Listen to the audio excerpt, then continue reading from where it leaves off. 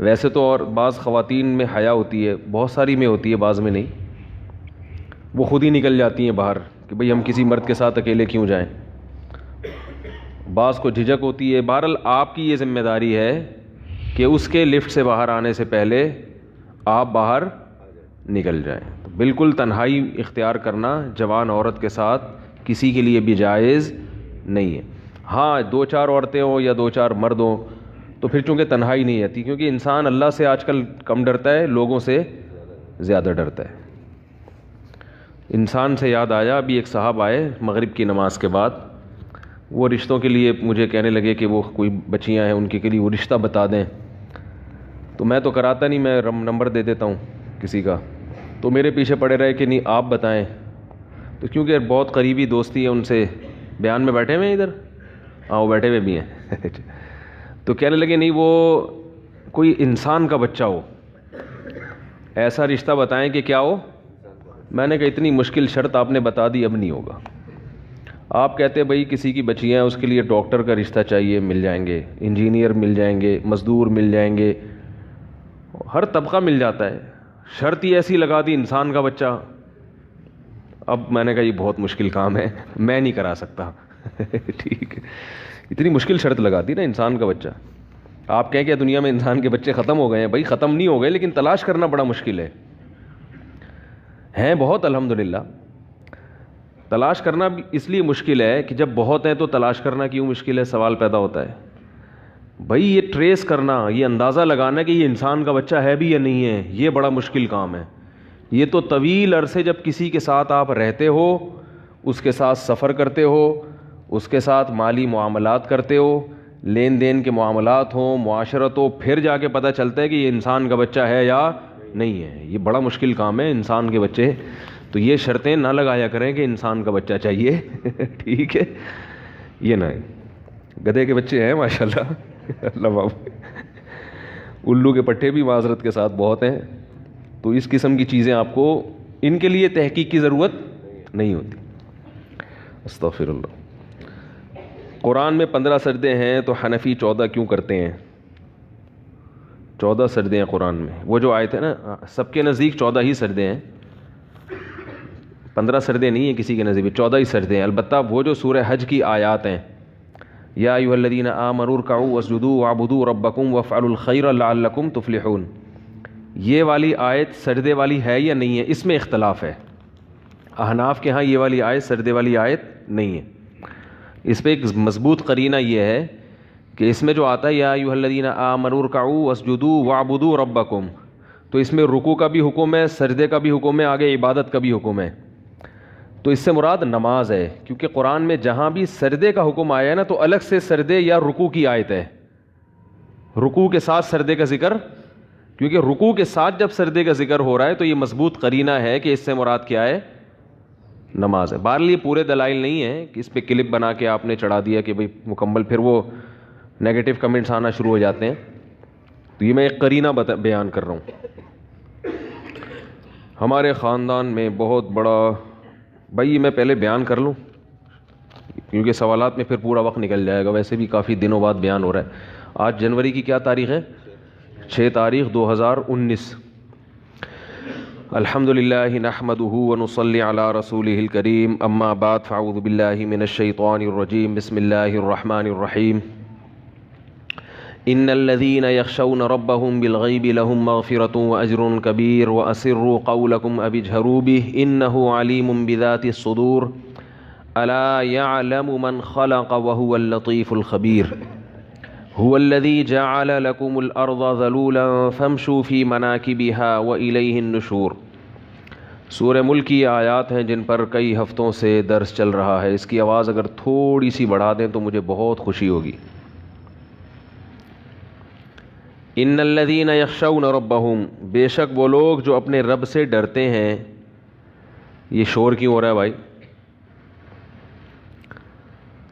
بے شک وہ لوگ جو اپنے رب سے ڈرتے ہیں بغیر دیکھے، لہم مغفرۃ، ان کے لیے مغفرت بھی ہے، واجر کبیر، اور بہت بڑا اللہ نے اجر تیار کر کے رکھا ہوا ہے۔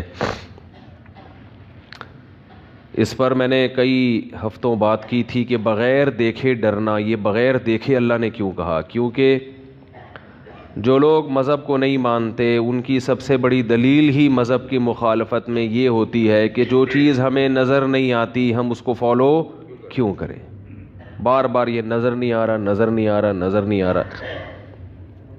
تو نظر آتی تو پھر تو پولیس والا نظر آتا ہے جو اللہ سے بہت کمزور ہے، لوگ اس سے بھی ڈرتے ہیں، تو پھر آزمائش نہیں تھی، آزمائش نہیں ہے۔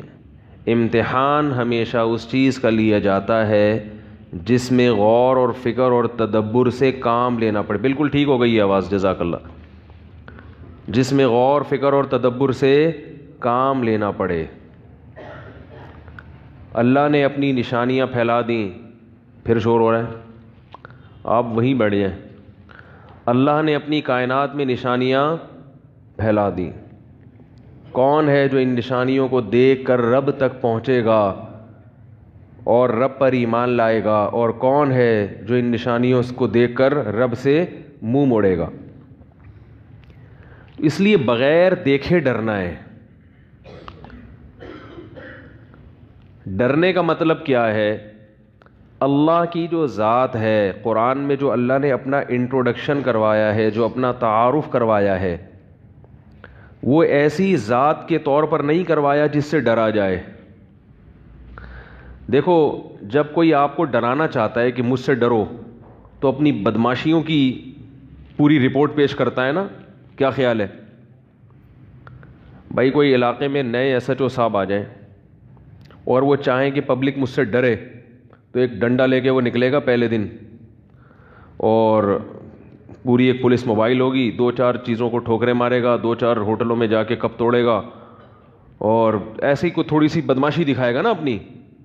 لوگ کیا کہیں گے؟ بھائی یہ تو بڑا سخت آدمی آ گیا۔ کیا خیال ہے؟ ایسے ہی کہیں گے نا، تو بڑے سخت آدمی۔ کوئی محلے کا دادا آیا ہو نیا نیا مارکیٹ میں، وہ آتے ہی بدماشیاں شروع کر دیتا ہے، تو ان سب چیزوں سے انسان اس سے ڈرنا شروع۔ عجیب بات ہے، اللہ تعالیٰ کہہ رہے ہیں کہ رب سے ڈرو، مگر قرآن میں جو اللہ اپنا تعارف کروا رہے ہیں وہ اس میں ڈرنے کا عنصر نہیں ہے۔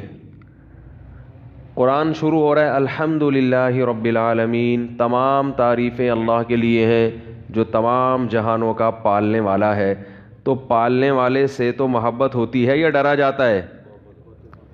آپ اپنے پالنے والے کو جب دیکھتے ہو کہ جو دیکھو بچے کو ماں پالتی ہے، تو بچہ ماں سے ڈرتا ہے یا محبت کرتا ہے؟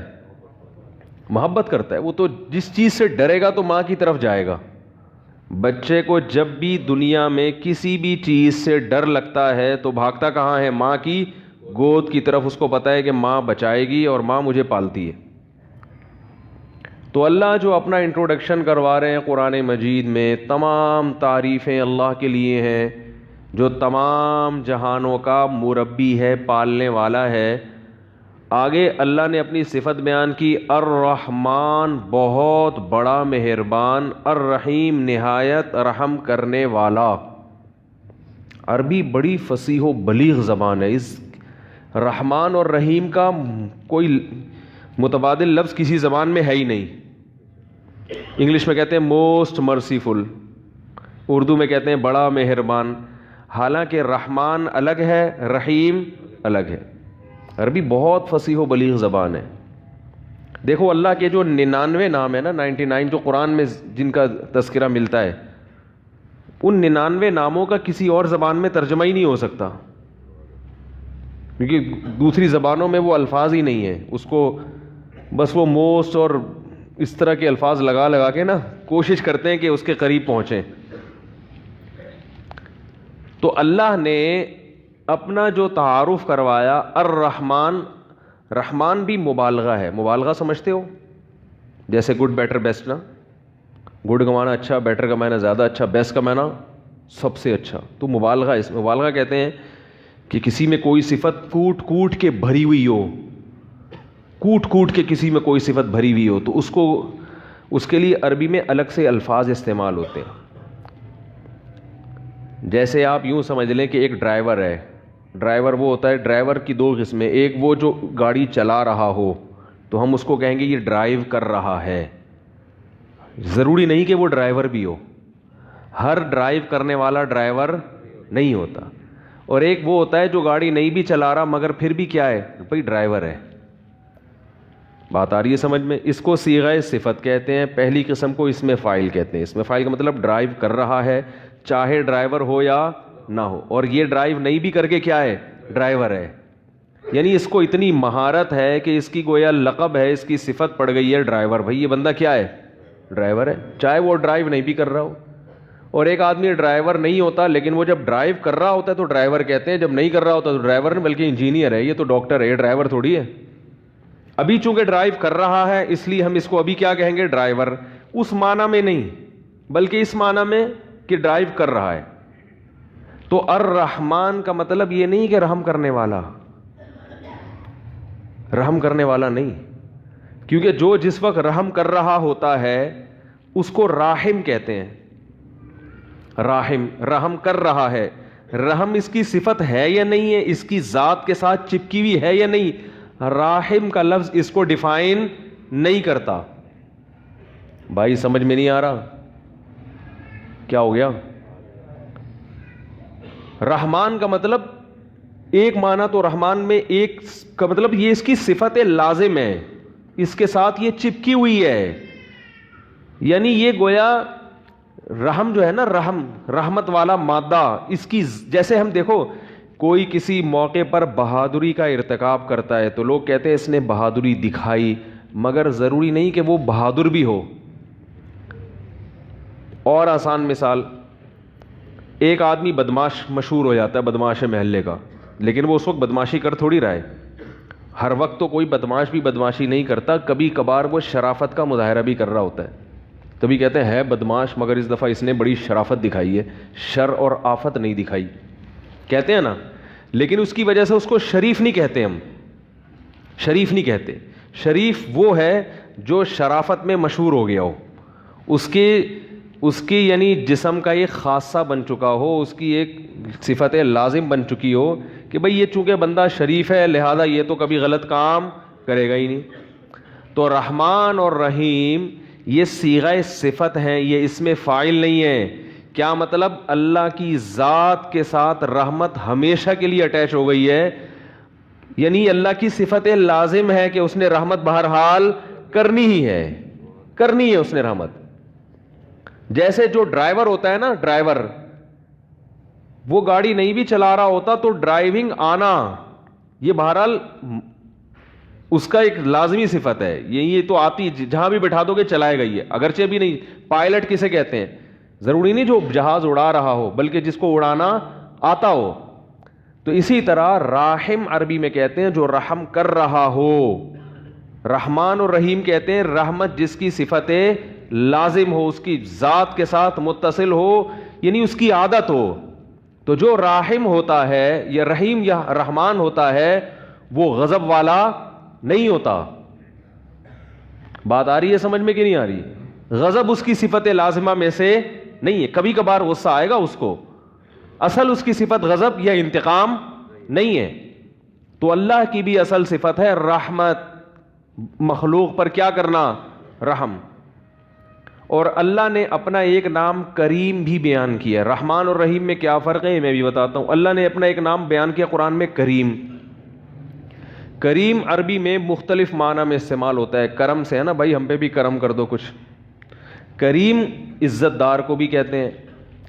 علماء نے اس کا معنی بیان کیا ہے الذی یعطی بغیر استحقاق, وہ سخی جو استحقاق کے بغیر بھی عطا کرتا ہو. استحقاق گاڑا لفظ ہے. کیا مطلب؟ آپ کسی نعمت کے مستحق نہیں ہیں پھر بھی آپ کو دے رہا ہو, اس کو کیا کہتے ہیں؟ کریم. عزت دار. عزت دار آدمی جو ہے نا, پہلے زمانے میں عزت اس کو بولتے تھے کہ ایک مزدور کی تنخواہ 12,000 بنتی ہے, دے آپ کتنی رہے ہیں؟ 20,000. لوگ کہتے ہیں بڑا عزت دار آدمی ہے, یعنی اس کو اپنی جو شخصیت ہے اپنے وقار کو برقرار رکھنے کا خیال ہے. اس کا وقار لوگوں میں کیا رہے؟ برقرار رہے. کیونکہ لوگوں میں پہلے وقار سخاوت سے برقرار رہتا تھا, اب کنجوسی سے وقار برقرار رہتا ہے. حقیقت بتا رہا ہوں آپ کو. اب اگر مزدور کی تنخواہ 12,000 ہے تو اس کو دیں گے کتنے؟ 6,000 اور 6,000 روک لیں گے ترسا ترسا کے ذلیل کر کر کے اس کو دینے کے لیے, سمجھ رہے ہیں نا, اور پھر ایسے دیں گے جیسے کوئی احسان جتلا رہے ہیں اس کے اوپر. اور پھر بتاتے ہیں کہ ہم کتنے لوگ ہیں جو تنخواہ اس لیے نہیں دیتے کہ روک کے رکھو, جتنا پیسہ ہمارے پاس رہے گا اس کو انویسٹمنٹ کر کے کماتے رہیں گے اور ملازمین کی تنخواہیں روک روک کے رکھے رہیں گے. ایک صاحب مجھے کہنے لگے کہ ہر پہلی تاریخ کو ہر 5 تاریخ کو مالک مکان آ جاتا ہے گھنٹی بجانے کے لیے کرایہ چاہیے. کیسا کنجوس ہے؟ میں نے کہا کنجوس تو آپ ہو, مکان آپ اس کا استعمال کر رہے ہو, آپ کو چاہیے کہ آپ اس کے گھر کرایہ پہنچاؤ, ہے بھائی, اس کا مکان پورے مہینے استعمال کر لیا, پہلی تاریخ کو آپ کے ذمے ہے کرایہ دینا, وہ کیوں آ رہا ہے آپ کے گھر میں گھنٹی بجانے کے لیے؟ آپ کیوں نہیں جا کے دے رہے اس کو؟ بہت مشکل ہے, کیا کریں بھائی, آپ نے تو پورا مکان استعمال کر لیا نا 1 مہینہ, وہ مزے تو اڑا لیے نا, بنایا اس نے, مزے آپ اڑا رہے ہو اس مکان میں. اب وہ 5 تاریخ کو آ جاتا ہے, وہ پھر بھی 5 کو اس لیے آ رہا ہے کہ چلو پہلی کو تنخواہ ملی ہوگی تو میں ایک دم نہ پہنچ جاؤں, 5 تک آپ کو اس نے سہولت دے دی. ہونا کیا چاہیے کہ آپ نے بھی تو اس کا پورے مہینے مکان استعمال کر لیا, اب آپ کا فرض بنتا ہے کہ اس کے گھر پہ آئے بغیر آپ اس کو کرایہ. تو ہمارے یہاں نا الٹی گنگا بہ رہی ہے, لوگوں کو پتہ ہی نہیں ہے کس کا حق کیا ہے. بس کوئی مانگنے آ جائے نا اپنا حق, غصہ آتا ہے کیوں مانگ رہا ہے یہ, مانگ کیوں رہا ہے یہ. تو خیر, تو کریم کسے کہتے ہیں؟ یعطی بغیر استحقاق, کہ آپ مستحق نہیں ہیں تو بھی آپ کو. دیکھو میں اگر مالک مکان ہوتا نا پھر مالک مکان کے حق میں بیانات کرتا تو آپ کہتے مولوی صاحب تو اپنے فائدے میں کر رہے ہیں, ان کے کرایہ دار تنگ کر. میں خود کرایہ دار ہوں, سمجھ رہے ہو, میں خود کیا ہوں؟ کرایہ دار ہوں. مجھے پتا ہے کہ کرایہ دار اکثر مالک مکان پہ ظلم کرتے ہیں, اکثر کرایہ دار گھر کی واٹ لگا دیتے ہیں. کسی کو گھر دے دو نا کرائے پر, وہ گھر کی ایسی کی تیسی کر دے گا, اتنا کرایہ نہیں ادا کر رہا ہوتا جتنا مالک مکان کو گھر کی ریپیئرنگ میں دوبارہ سے خرچہ کرنا پڑتا ہے. کیا کریں, چلو خیر. تو قرآن مجید میں اللہ کا ایک نام کیا ہے؟ کریم, جو بغیر استحقاق کے آپ کو, بولو بھائی, دے رہا ہے. آپ مستحق نہیں ہیں پھر بھی دے رہا ہے. تو اللہ نے اپنے جتنے نام قرآن میں بیان کیے, اور خاص طور پر 2 صفات اللہ نے اپنی بہت زیادہ ہائی لائٹ کی ہیں, الرحمن اور, بولو بھائی, الرحیم. یہ صفات اللہ کو اتنی محبوب ہیں. پہلے میں رحمان اور رحیم کا فرق بتا دوں, دونوں میں مبالغہ ہے.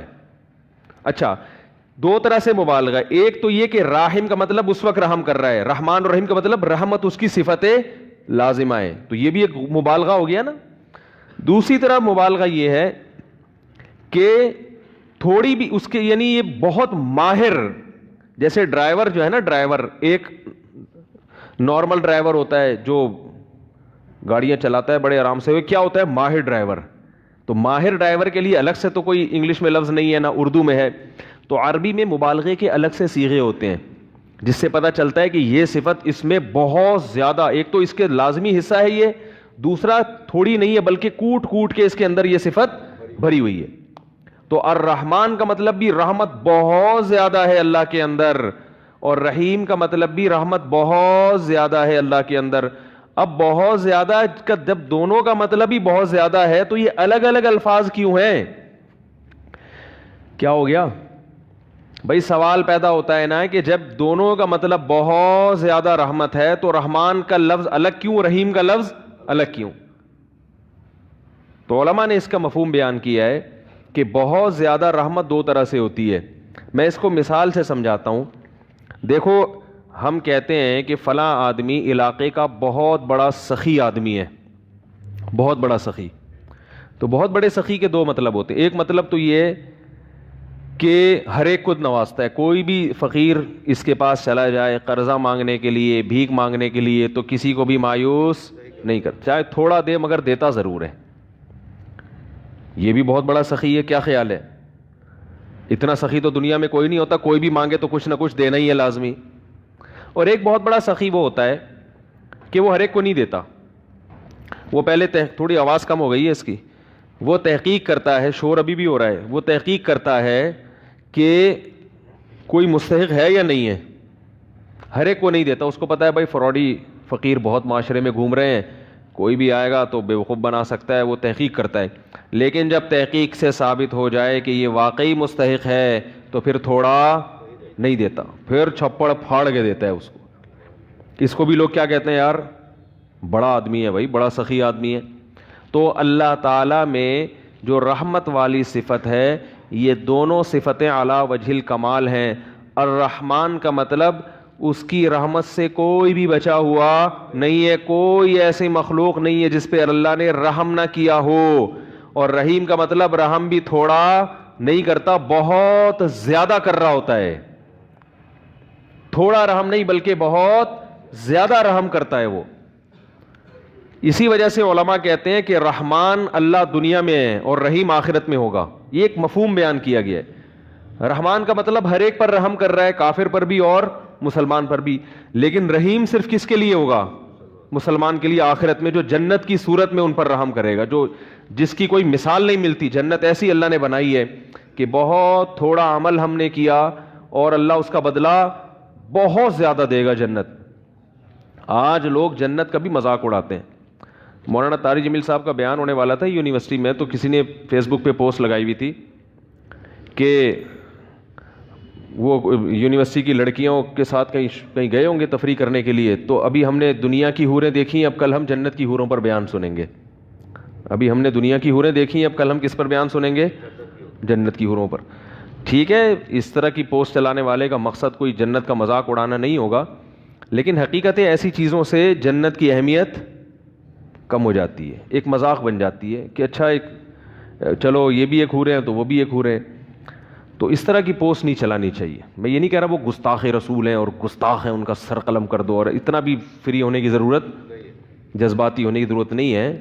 بعض دفعہ انسان کی توجہ نہیں ہوتی, وہ ایک چیز مزاح میں کر دیتا ہے. لیکن میں نہیں کہہ رہا کہ وہ یہودی ایجنٹ ہے, پری پلان یہ کام کیا ہے. یہ لوڈے لپاڑے جو آج کل مارکیٹ میں آ رہے ہیں سب کچھ چلا دیتے ہیں.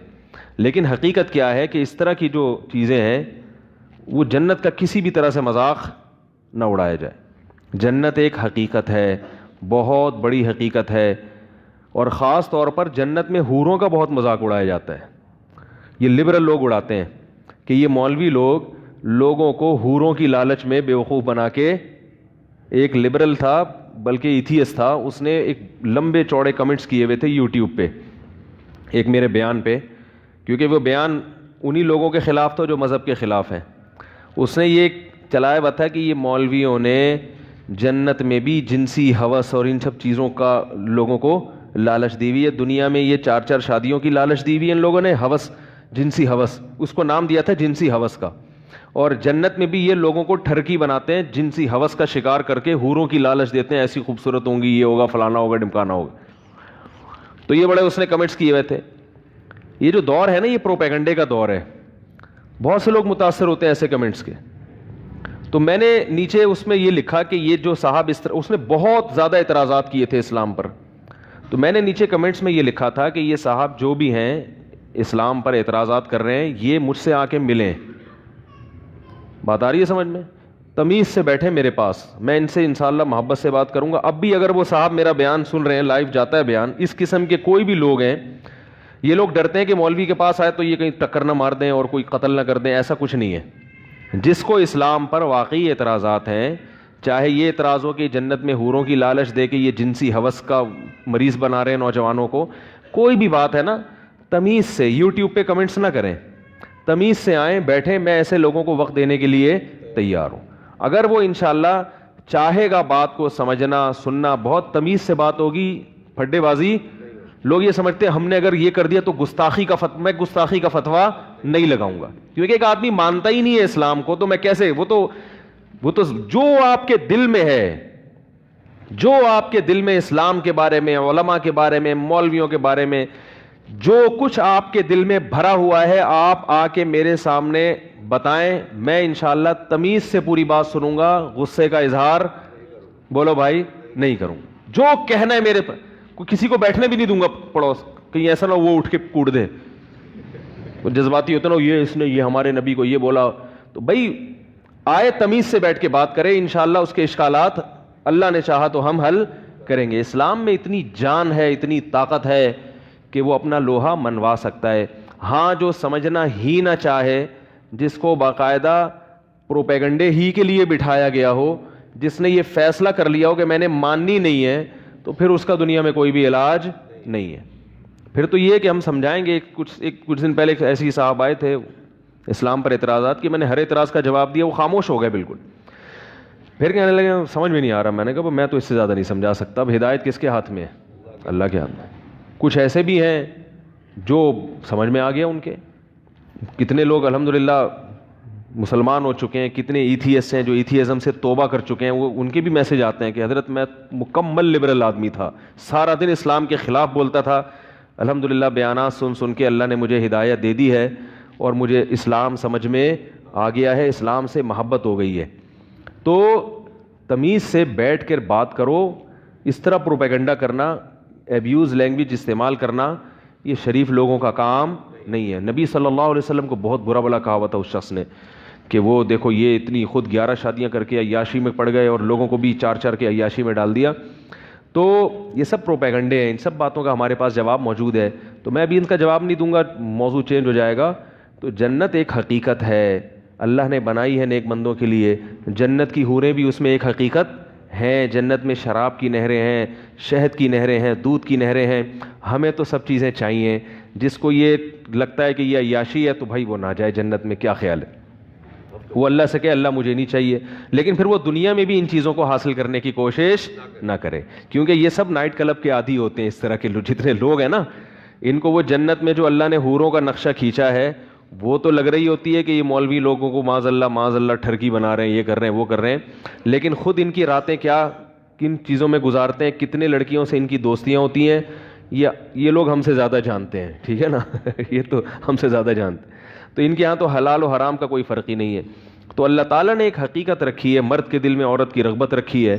تو جنت جب عیش و عشرت کی جگہ ہے تو کیا کرنا ہے ایسی جنت کا جس میں عورتیں ہی نہ ہو. کیا خیال ہے؟ وہ میں چٹکلا سناتا ہوں نا, کئی بار آپ سن چکے ہیں. وہ ایک بچے نے, ایک مس تھیں, انہوں نے وہ بچے بیٹھے ہوئے تھے, اسٹوڈنٹس بیٹھے ہوئے تھے, ان سے معاہدے لیے کہ دیکھو بیٹا پکا وعدہ کرو کہ پان گٹکا نہیں کھاؤ گے. انہوں نے کہا میس پکا وعدہ پان گٹکا نہیں کھائیں گے. بیٹا پکا وعدہ کرو چوری نہیں کریں گے. میس کبھی بھی چوری نہیں کریں گے. ہر چیز پہ وعدہ کر رہے تھے, سارے معاہدے کروا لیے, ملک کی خدمت کریں گے, یہ کریں گے, وہ کریں گے, ایمانداری سے جہاں بھی جائیں گے ایماندار. آخر میں کہا کہ بچوں پکا وعدہ کرو لڑکیوں کا پیچھا نہیں کریں گے. بچوں نے کہا پکا وعدہ لڑکیوں کا پیچھا نہیں کریں گے. اب بچوں جو ہے نا اندر وعدہ تو کر لیا. اب مس نے کہا اچھا پکا وعدہ کرو ملک پر جب جان دینے کی باری آئی تو جان دیں گے. انہوں نے کہا دے دیں گے, ایسی زندگی کا کرنا بھی کیا ہے ہم نے. جب جان دینے کی باری آئے گی تو کیا کریں گے؟ جان دے دیں گے. زندگی کو بچا کے کرنا بھی کیا ہے. کیا خیال ہے؟ تو یہ تو اللہ تعالیٰ نے ایک نظام بنایا ہے. دنیا میں بھی دیکھو اللہ نے جوڑے پیدا کیے ہیں, عورت کے لیے مرد کو, مرد کے لیے عورت کو, اور جعل بینکم مودۃ ورحمہ, آپس میں بے پناہ محبت رکھ دی ہے. تو یہ نہ محبت نہ ہو تو دنیا بھی کیا ہو جائے, سب پان گٹکوں کا مزہ کرکرا ہو جائے گا, سب ختم ہو جائے گا. تو اسلام نیچرل مذہب ہے, وہ وہی بات کرے گا جو فطرت کے قریب. تو جب اللہ نے اپنے نیک بندوں کے لیے جنہوں نے اچھا حوروں کا وعدہ بھی اللہ نے ان چیزوں پہ رکھا ہے جو بہت ہی کڑوی ہیں,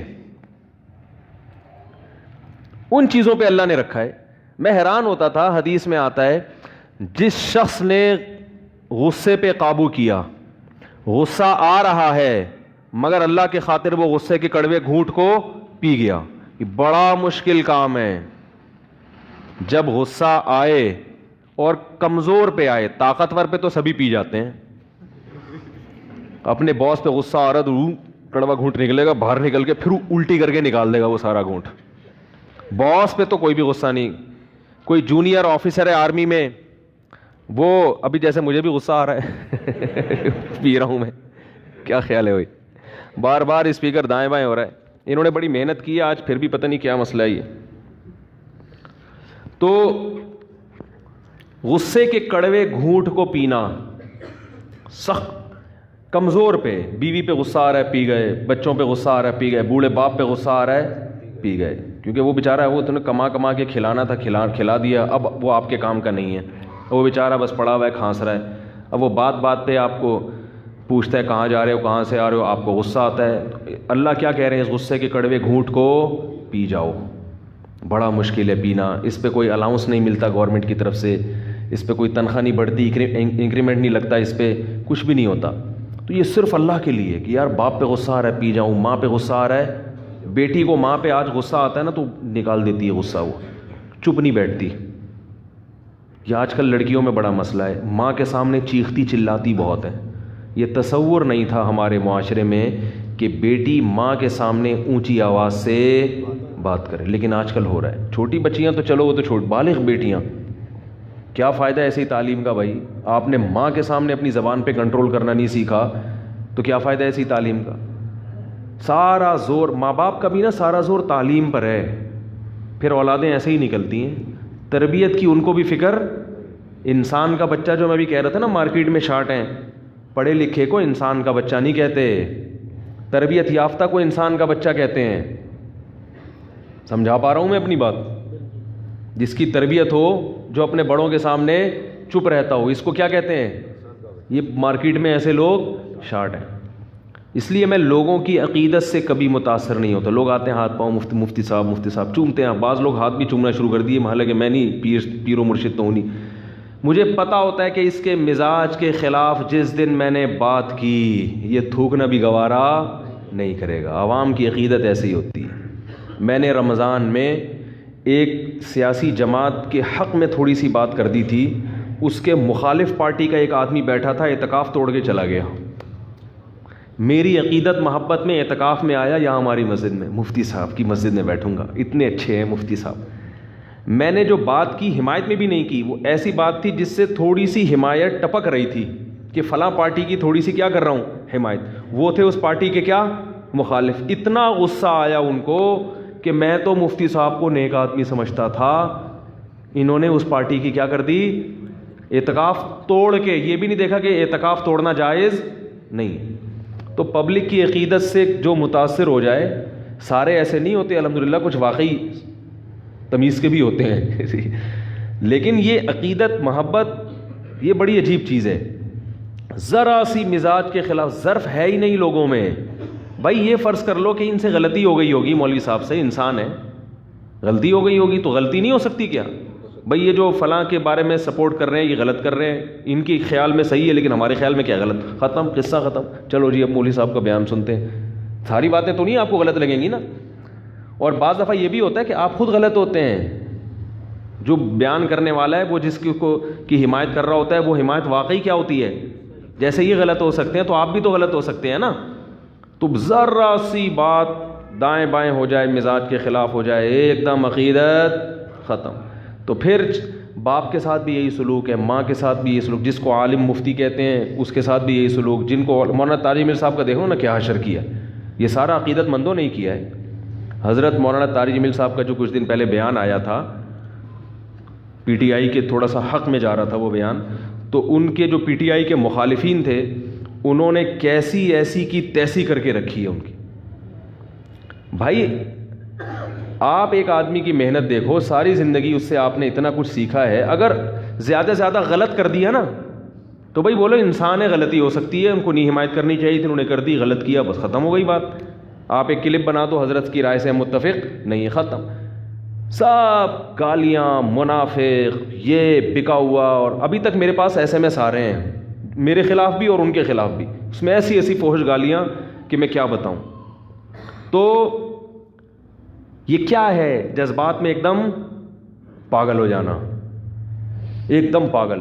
تو میں یہ سوچتا ہوں کہ جن کو اپنے غصے پہ، اپنے جذبات پہ اتنا بھی کنٹرول نہیں ہے، وہ کیسے زندگی گزارے گا بھائی، کیسے؟ تو اللہ تعالیٰ نے ہمیں حکم دیا ہے کہ ہم جذبات میں اور غصے کے وقت اپنے آپ کو، بولو بھائی، کنٹرول کریں کہ یہاں غصہ جاری کرنا ہے یا نہیں کرنا۔ کسی کی رائے سے آپ کو اختلاف ہو سکتا ہے، کوئی بھی زمزم کے نہائے ہوئے نہیں ہوتے سب لوگ، علماء سے بھی غلطیاں ہو سکتی ہیں، تنظیموں سے بھی ہو سکتی ہیں، ہر ایک سے ہو سکتی ہے۔ تو اس کا ایک ماں باپ سے بھی ہو سکتی ہے. ایک آدمی میرے پاس آیا, میرے ابا یہ کر رہے ہیں, میرے ابا, میں نے کہا ابا غلط کر رہے ہیں آپ کے, میں خام حمایت نہیں کروں گا, لیکن آپ ابا کو ٹھیک کرنے کی کوشش بولو بھائی نہ کریں. آپ کے ان کے آپ پر احسانات ہیں, آپ کے وہ ابا ہیں, آپ کی جو ذمہ داری ہے خدمت کرنا, محبت سے نصیحت کرنا, بس اس سے زیادہ آپ کی ذمہ داری نہیں ہے, ختم. اب جو کر رہے ہیں ان کو کرنے دو, ان کے لیے دعا کرو بس. ابراہیم علیہ السلام کو دیکھو نا, کتنا غلط کر رہے تھے ان کے ابا. ابراہیم علیہ السلام کے جو والد تھے آزر, بت بنا کے بت فروخت کرتے تھے, اور بیٹا بت شکن, بالکل الگ الگ مذہب. سورہ مریم دیکھیں, ابراہیم علیہ السلام نے اپنے والد سے کہا یا ابتی, اے میرے پیارے ابا, اے میرے پیارے ابا. ابتی محبت کا لفظ ہے. لما تعبدو, ایسوں کی عبادت کیوں کرتے ہو, ما لا یسمع, جو سن نہیں سکتے, ولا یبصر, جو دیکھ نہیں سکتے, ولا یغنی عنک شیئا, کوئی فائدہ نہیں پہنچا سکتے آپ, اے میرے پیارے ابا. ایسے نصیحت کر رہے ہیں. اور پھر ابا کی طرف سے دھمکی, لأرجمنک, میں تجھے پتھروں سے مار کے ہلاک کر دوں گا. اور یہ دھمکی برائے دھمکی نہیں تھی جیسے آج کل ابا کہتے ہیں یہ ٹانگیں توڑ دوں گا, تو پتہ ہوتا ہے بیٹے کو توڑیں گے تھوڑی. لیکن اس زمانے میں دستور تھا کہ جب کسی کو سخت سزا دینی ہوتی یا تو آگ میں ڈال دیتے یا رجم کرتے, پتھروں سے ہلاک کر دیتے. تو واقعی حقیقت میں دھمکی دینے لگے کہ میں تجھے پتھروں سے مار کے ہلاک کر دوں گا. لیکن ابراہیم علیہ السلام نے کیا فرمایا, سلام علیک, آپ پر سلامتی ہو. سأستغفر لک ربی, میں تو مایوس ہو گیا آپ سے, مگر اپنے رب سے مایوس نہیں ہوا, میں اللہ سے آپ کے لیے مغفرت کی دعا کرتا رہوں گا. اس وقت مشرک کے لیے دعا پر پابندی نہیں تھی. میں اللہ سے آپ کے لیے کیا کروں گا, دعا کروں گا. انہ کان بی حفیہ, میرا رب آپ پر مہربان ہو یا نہ ہو, مجھ پر بہرحال, کیونکہ آپ مشرک ہیں, آپ کی دعا نہیں سنے گا لیکن میری سن لے گا, تو میری وجہ سے آپ کی مغفرت کر دے گا, میری وجہ سے آپ کی مغفرت کر دے گا. پھر بھی جب دیکھا کہ نہیں باز آ رہے اور مجھے بھی مجبور کر رہے ہیں, پھر ہجرت کر لی وہاں سے. اس لیے میں لوگوں سے کہتا ہوں کہ ابا کے ایسے ظلم ہو رہے ہیں کہ ناقابل برداشت ہو گئے, تو زبان مت چلاؤ, گھر بدل دو, الگ ہو جاؤ ابا سے. کہ بھائی نہیں, آپ لوگ نہ شروع ہو جائیں بلا وجہ ابا سے. کوئی اس قسم کے ابا ہوں کہ وہ واقعی اتنا بعض دفعہ ظلم کر بھی رہے ہوتے ہیں, جینا حرام بھی کر دیتے ہیں, ایسے بھی ہوتے ہیں. ہر چیز مارکیٹ میں ہے, کوئی بھی چیز شارٹ نہیں ہوتی, یعنی ختم نہیں ہوتی, شارٹ ہو جاتی ہے. تو ظالم لوگ بھی ہیں, مائیں بھی ظالم ہیں. بعض مائیں بیٹیوں پہ ایسا ظلم کر رہی ہیں کہ ان کو نفسیاتی مریض بنا دیا انہوں نے. بعض مائیں, اکثر تو مائیں اچھی ہوتی ہیں, ماں سے بڑھ کر کون ہوتا ہے. تو ایسی صورت میں ہم کہتے ہیں بھائی کیا کر لو, چپکے سے بولو بھائی علیحدگی اختیار کرو. پھر ابا سے روز تھوڑی دیر آ کے ملا کرو, اور اس نیت سے ملو کہ ابا نے جو جھاڑ پلانی ہے بس سن کے واپس آ جانا ہے.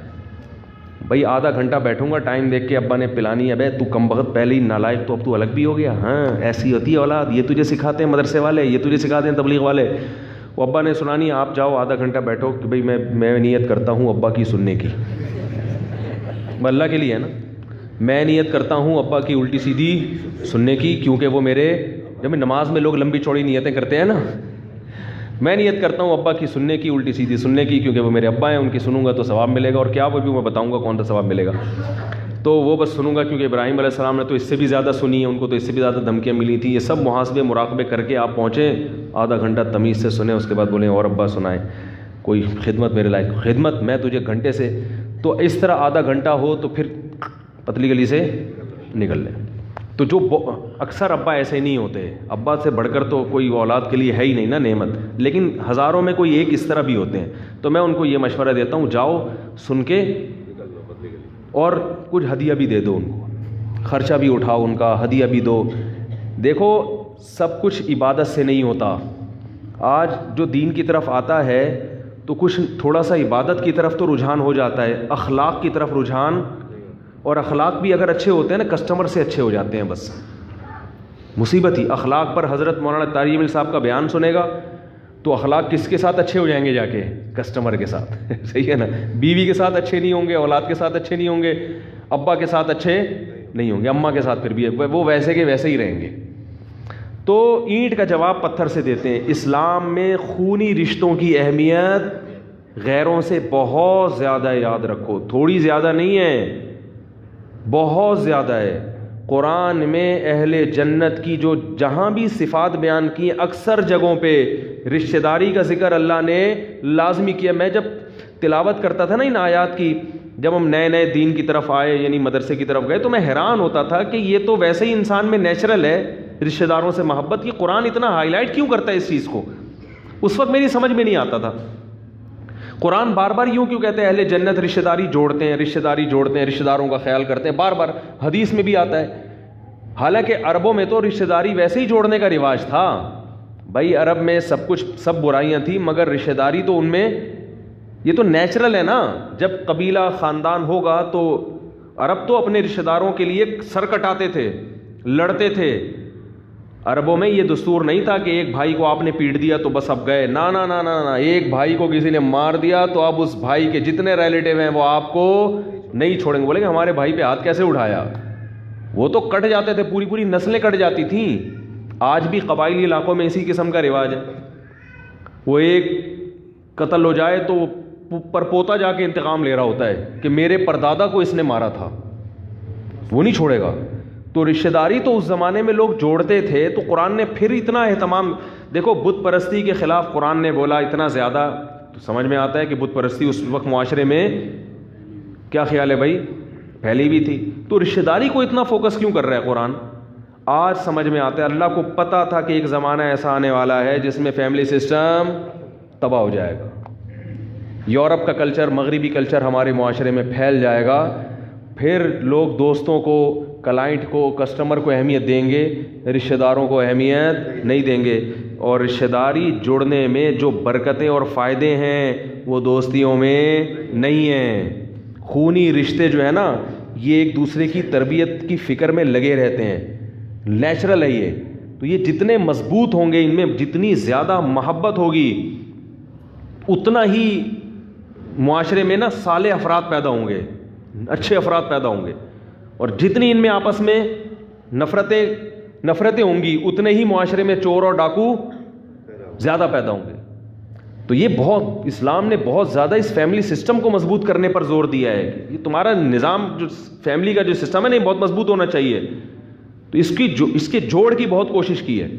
یہاں تک کہ نبی صلی اللہ علیہ وسلم نے فرمایا، جب نبی نے فرمایا نا رشتہ داری جوڑو، بہت زیادہ آپ نے تاکید کی اور بہت زیادہ آپ نے اس کی اہمیت بیان کی قرآن میں بھی. تو صحابہ کو خیال ہوا کہ بھائی رشتہ داری جوڑنے کا مطلب یہی ہے کہ بھائی ہم بھی اچھا سلوک کریں جیسے کہ وہ اچھا کر رہا ہے.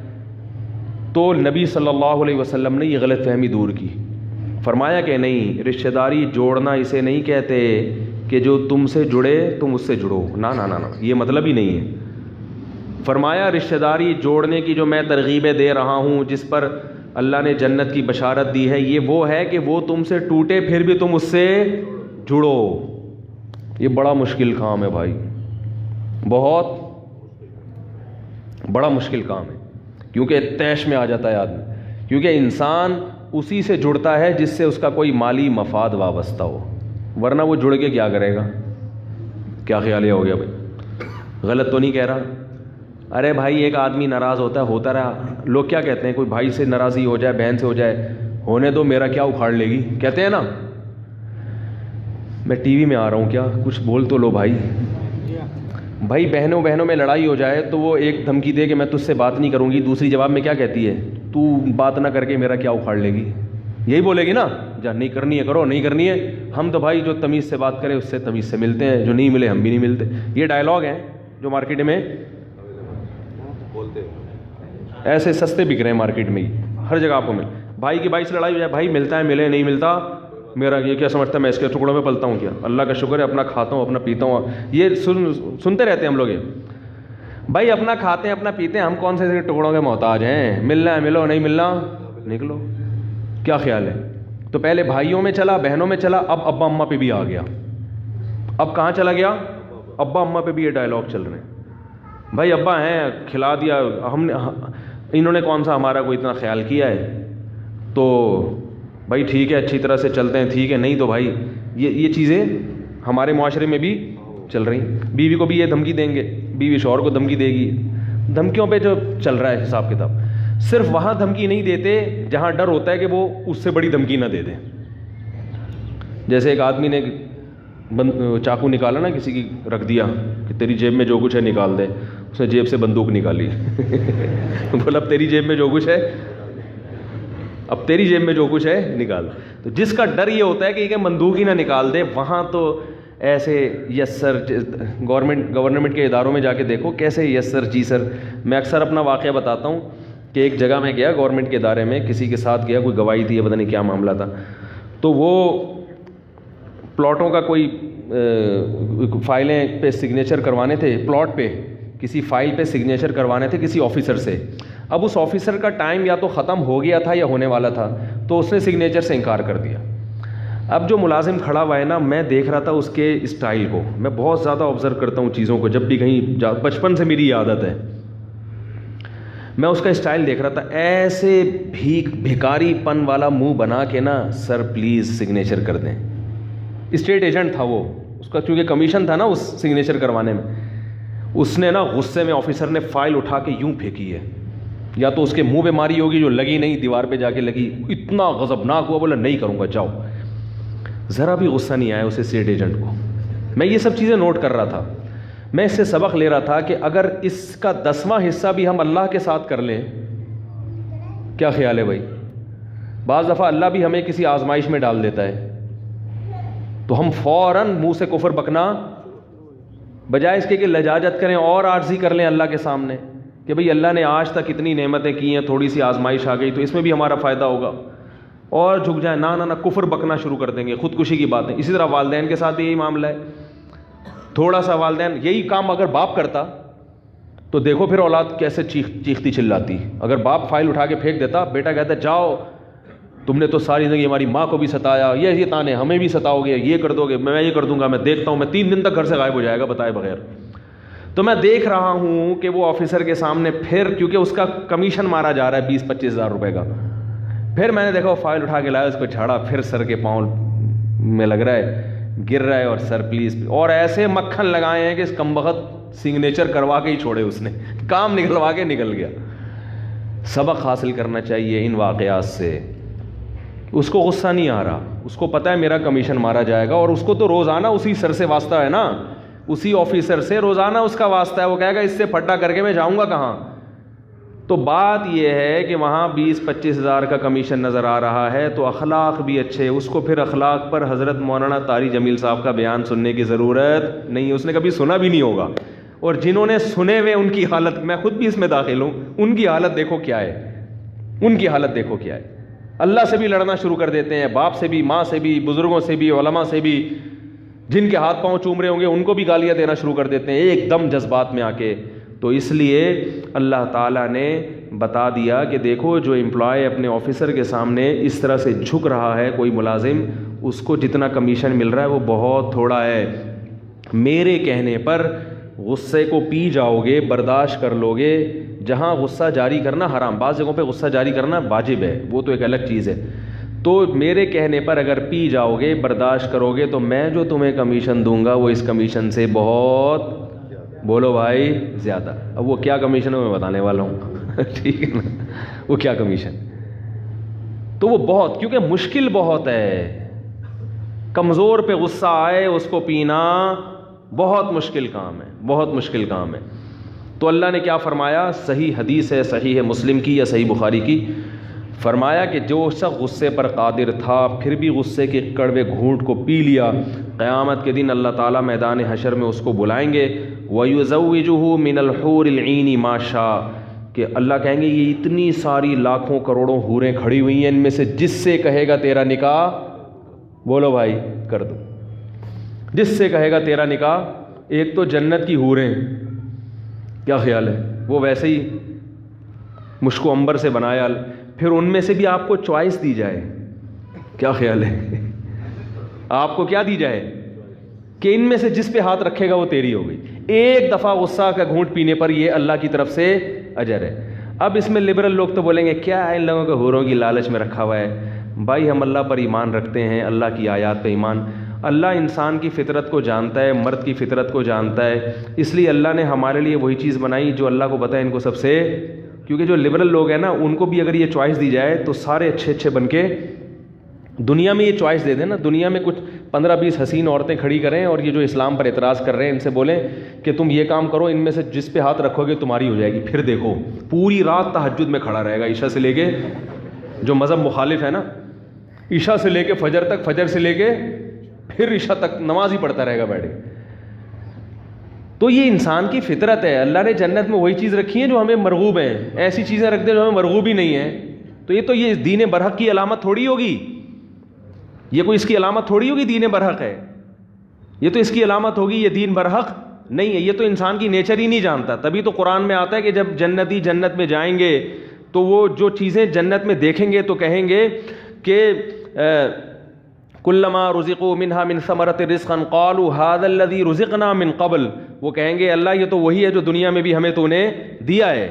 کیا مطلب, یہی دنیا کی نعمتیں ہیں جو جنت میں بھی ملیں گی, مگر اس کا ذائقہ اور اس کی لذت کو بڑھا دیا جائے گا اور اس میں عیب کو ختم کر دیا جائے گا. جو پھل ہے نا ان کے ذائقے کو اللہ بڑھا دیں گے, عیب اس میں ختم کر دیں گے. اس کے جو سائیڈ افیکٹ ہیں وہ کیا ہو جائیں گے, ختم ہو جائیں گے. وجہ کیا ہے, علماء نے لکھا ہے سوال پیدا ہوتا ہے کہ یہی نعمتیں کیوں ملیں گی. یہی نعمتیں اس لیے ملیں گی کہ جس چیز سے انسان مانوس ہوتا ہے نا اسی کی طرف اس کا دل مائل ہوتا ہے.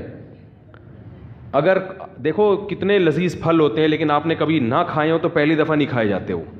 تو جنت میں اللہ یہی نعمتیں, یہی انار, یہی انگور, یہی شہد, یہی دودھ, لیکن اس کا ذائقہ کیا کر دیں گے, بڑھا دیں گے. تو اللہ نے جنت میں بھی عورتیں پیدا کی ہیں مردوں کے. اب خواتین کو اشکال ہوگا آدمی عورتوں کے لیے کیا پیدا کیا.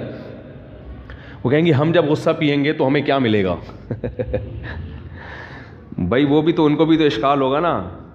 ہم جب غصہ پئیں, بیٹی کو ماں پہ غصہ آ رہا پی جائے تو کیا ملے گا. تو بھائی آپ کو بھی کچھ ملے گا, کیا ملے گا یہ مجھے نہیں پتا, کیا ملے گا یہ مجھے. لیکن ظاہر ہے جب مرد کو اتنی کوئی نعمت مل رہی ہے تو عورت کو بھی کوئی نعمت ملے گی, کیونکہ اللہ نے آخرت کے معاملے میں مرد اور عورت کا فرق نہیں رکھا. یہ تو قرآن میں جگہ جگہ ہے کہ دونوں کو اجر ملے گا. تو وہ چونکہ ان کو کے لیے حور میں دلچسپی نہیں ہے نا ان کو, تو ان کو کوئی آدمی مل جائے گا کوئی.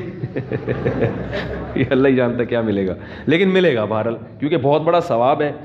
کیونکہ اللہ نے اہل جنت کی علامات بیان کی ہیں, والکاظمین الغیظ, یہ غصے کے کڑوے گھونٹ کو پیتے ہیں. آج نفسیاتی ڈاکٹر بہت سارے کیا کہتے ہیں, غصے کو پینے سے صحت کو نقصان ہوتا ہے. سمجھ رہے ہو, یہ غلط ہے. دیکھو جتنے بھی نفسیاتی ڈاکٹر یا میڈیکل سائنس کی جو چیز بھی قرآن کے خلاف جا رہی ہو نا کبھی بھی قبول نہ کرو, کیونکہ ان کی ریسرچ بدل جاتی ہے. بڑی بڑی تحقیقیں مارکیٹ میں آتی ہیں اور تھوڑے دنوں میں بدل جاتی ہیں. ایک ماہر نفسیات نے کچھ دن پہلے ایک ویڈیو کلپ ریکارڈ کروایا, ان سے چھوڑو میں ادھر نہیں جاتا, پھر یہ ڈاکٹر میرے پیچھے پڑ جائیں گے. تو ہر بات ان کی صحیح نہیں ہوتی ہے. حقیقت پتہ ہے کیا ہے, آپ کے اندر آپ جس پاور کو استعمال کرتے ہو نا وہ پاور بڑھتی ہے آپ کی. یہ انسانی فطرت ہے.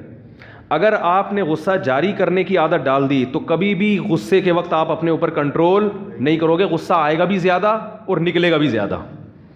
اگر آپ نے غصے کو کڑوے گھونٹ کو پینا شروع کر دیا تو آپ کے جو اعصابی قوت ہے نا, آپ کی جو بریکیں ہیں وہ کیا ہو جائیں گی, مضبوط ہو جائیں گی.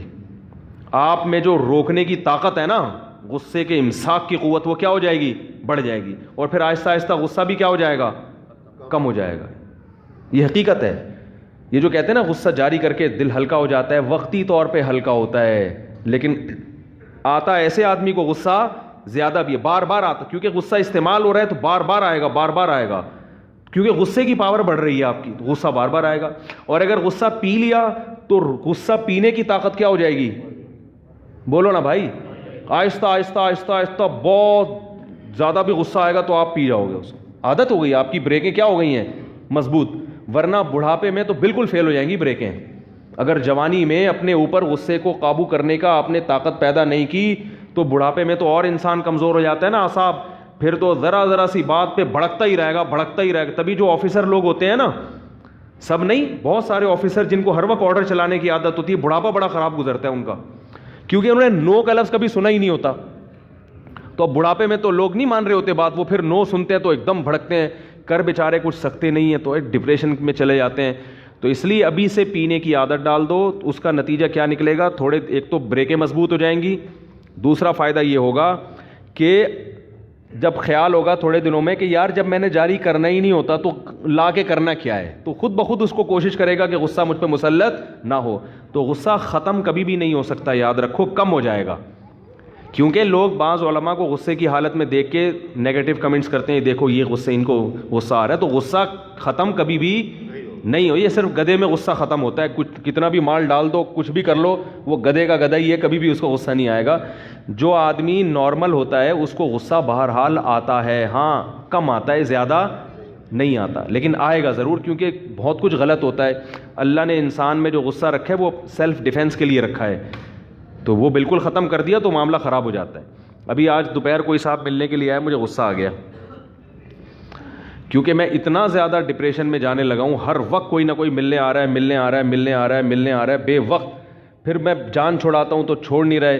بھائی وقت لے کر آؤ جب کسی کے پاس آنا ہے. تو میں تھوڑا سا معمولی سا میں نے غصہ کیا ان کے. میں نے کہا بھائی کوئی ٹائم ہوتا ہے, کہنے لگے نہیں ہم بہت دور. میں نے کہا ابھی آپ کو میں فارغ کر کے جاؤں گا, ادھر گیٹ پہ کوئی کھڑا ہوگا, میں دور سے آیا ہوں, وہاں جاؤں گا تو سیڑھیوں پہ چڑھ رہا ہوں گا گھر کی, وہاں سے آواز آئے گی میں ملنے کے لیے آیا ہوں. پھر گھر جا کے بیٹھوں گا, کوئی دروازہ نوک کرے گا, کوئی ملنے کے لیے آیا ہے.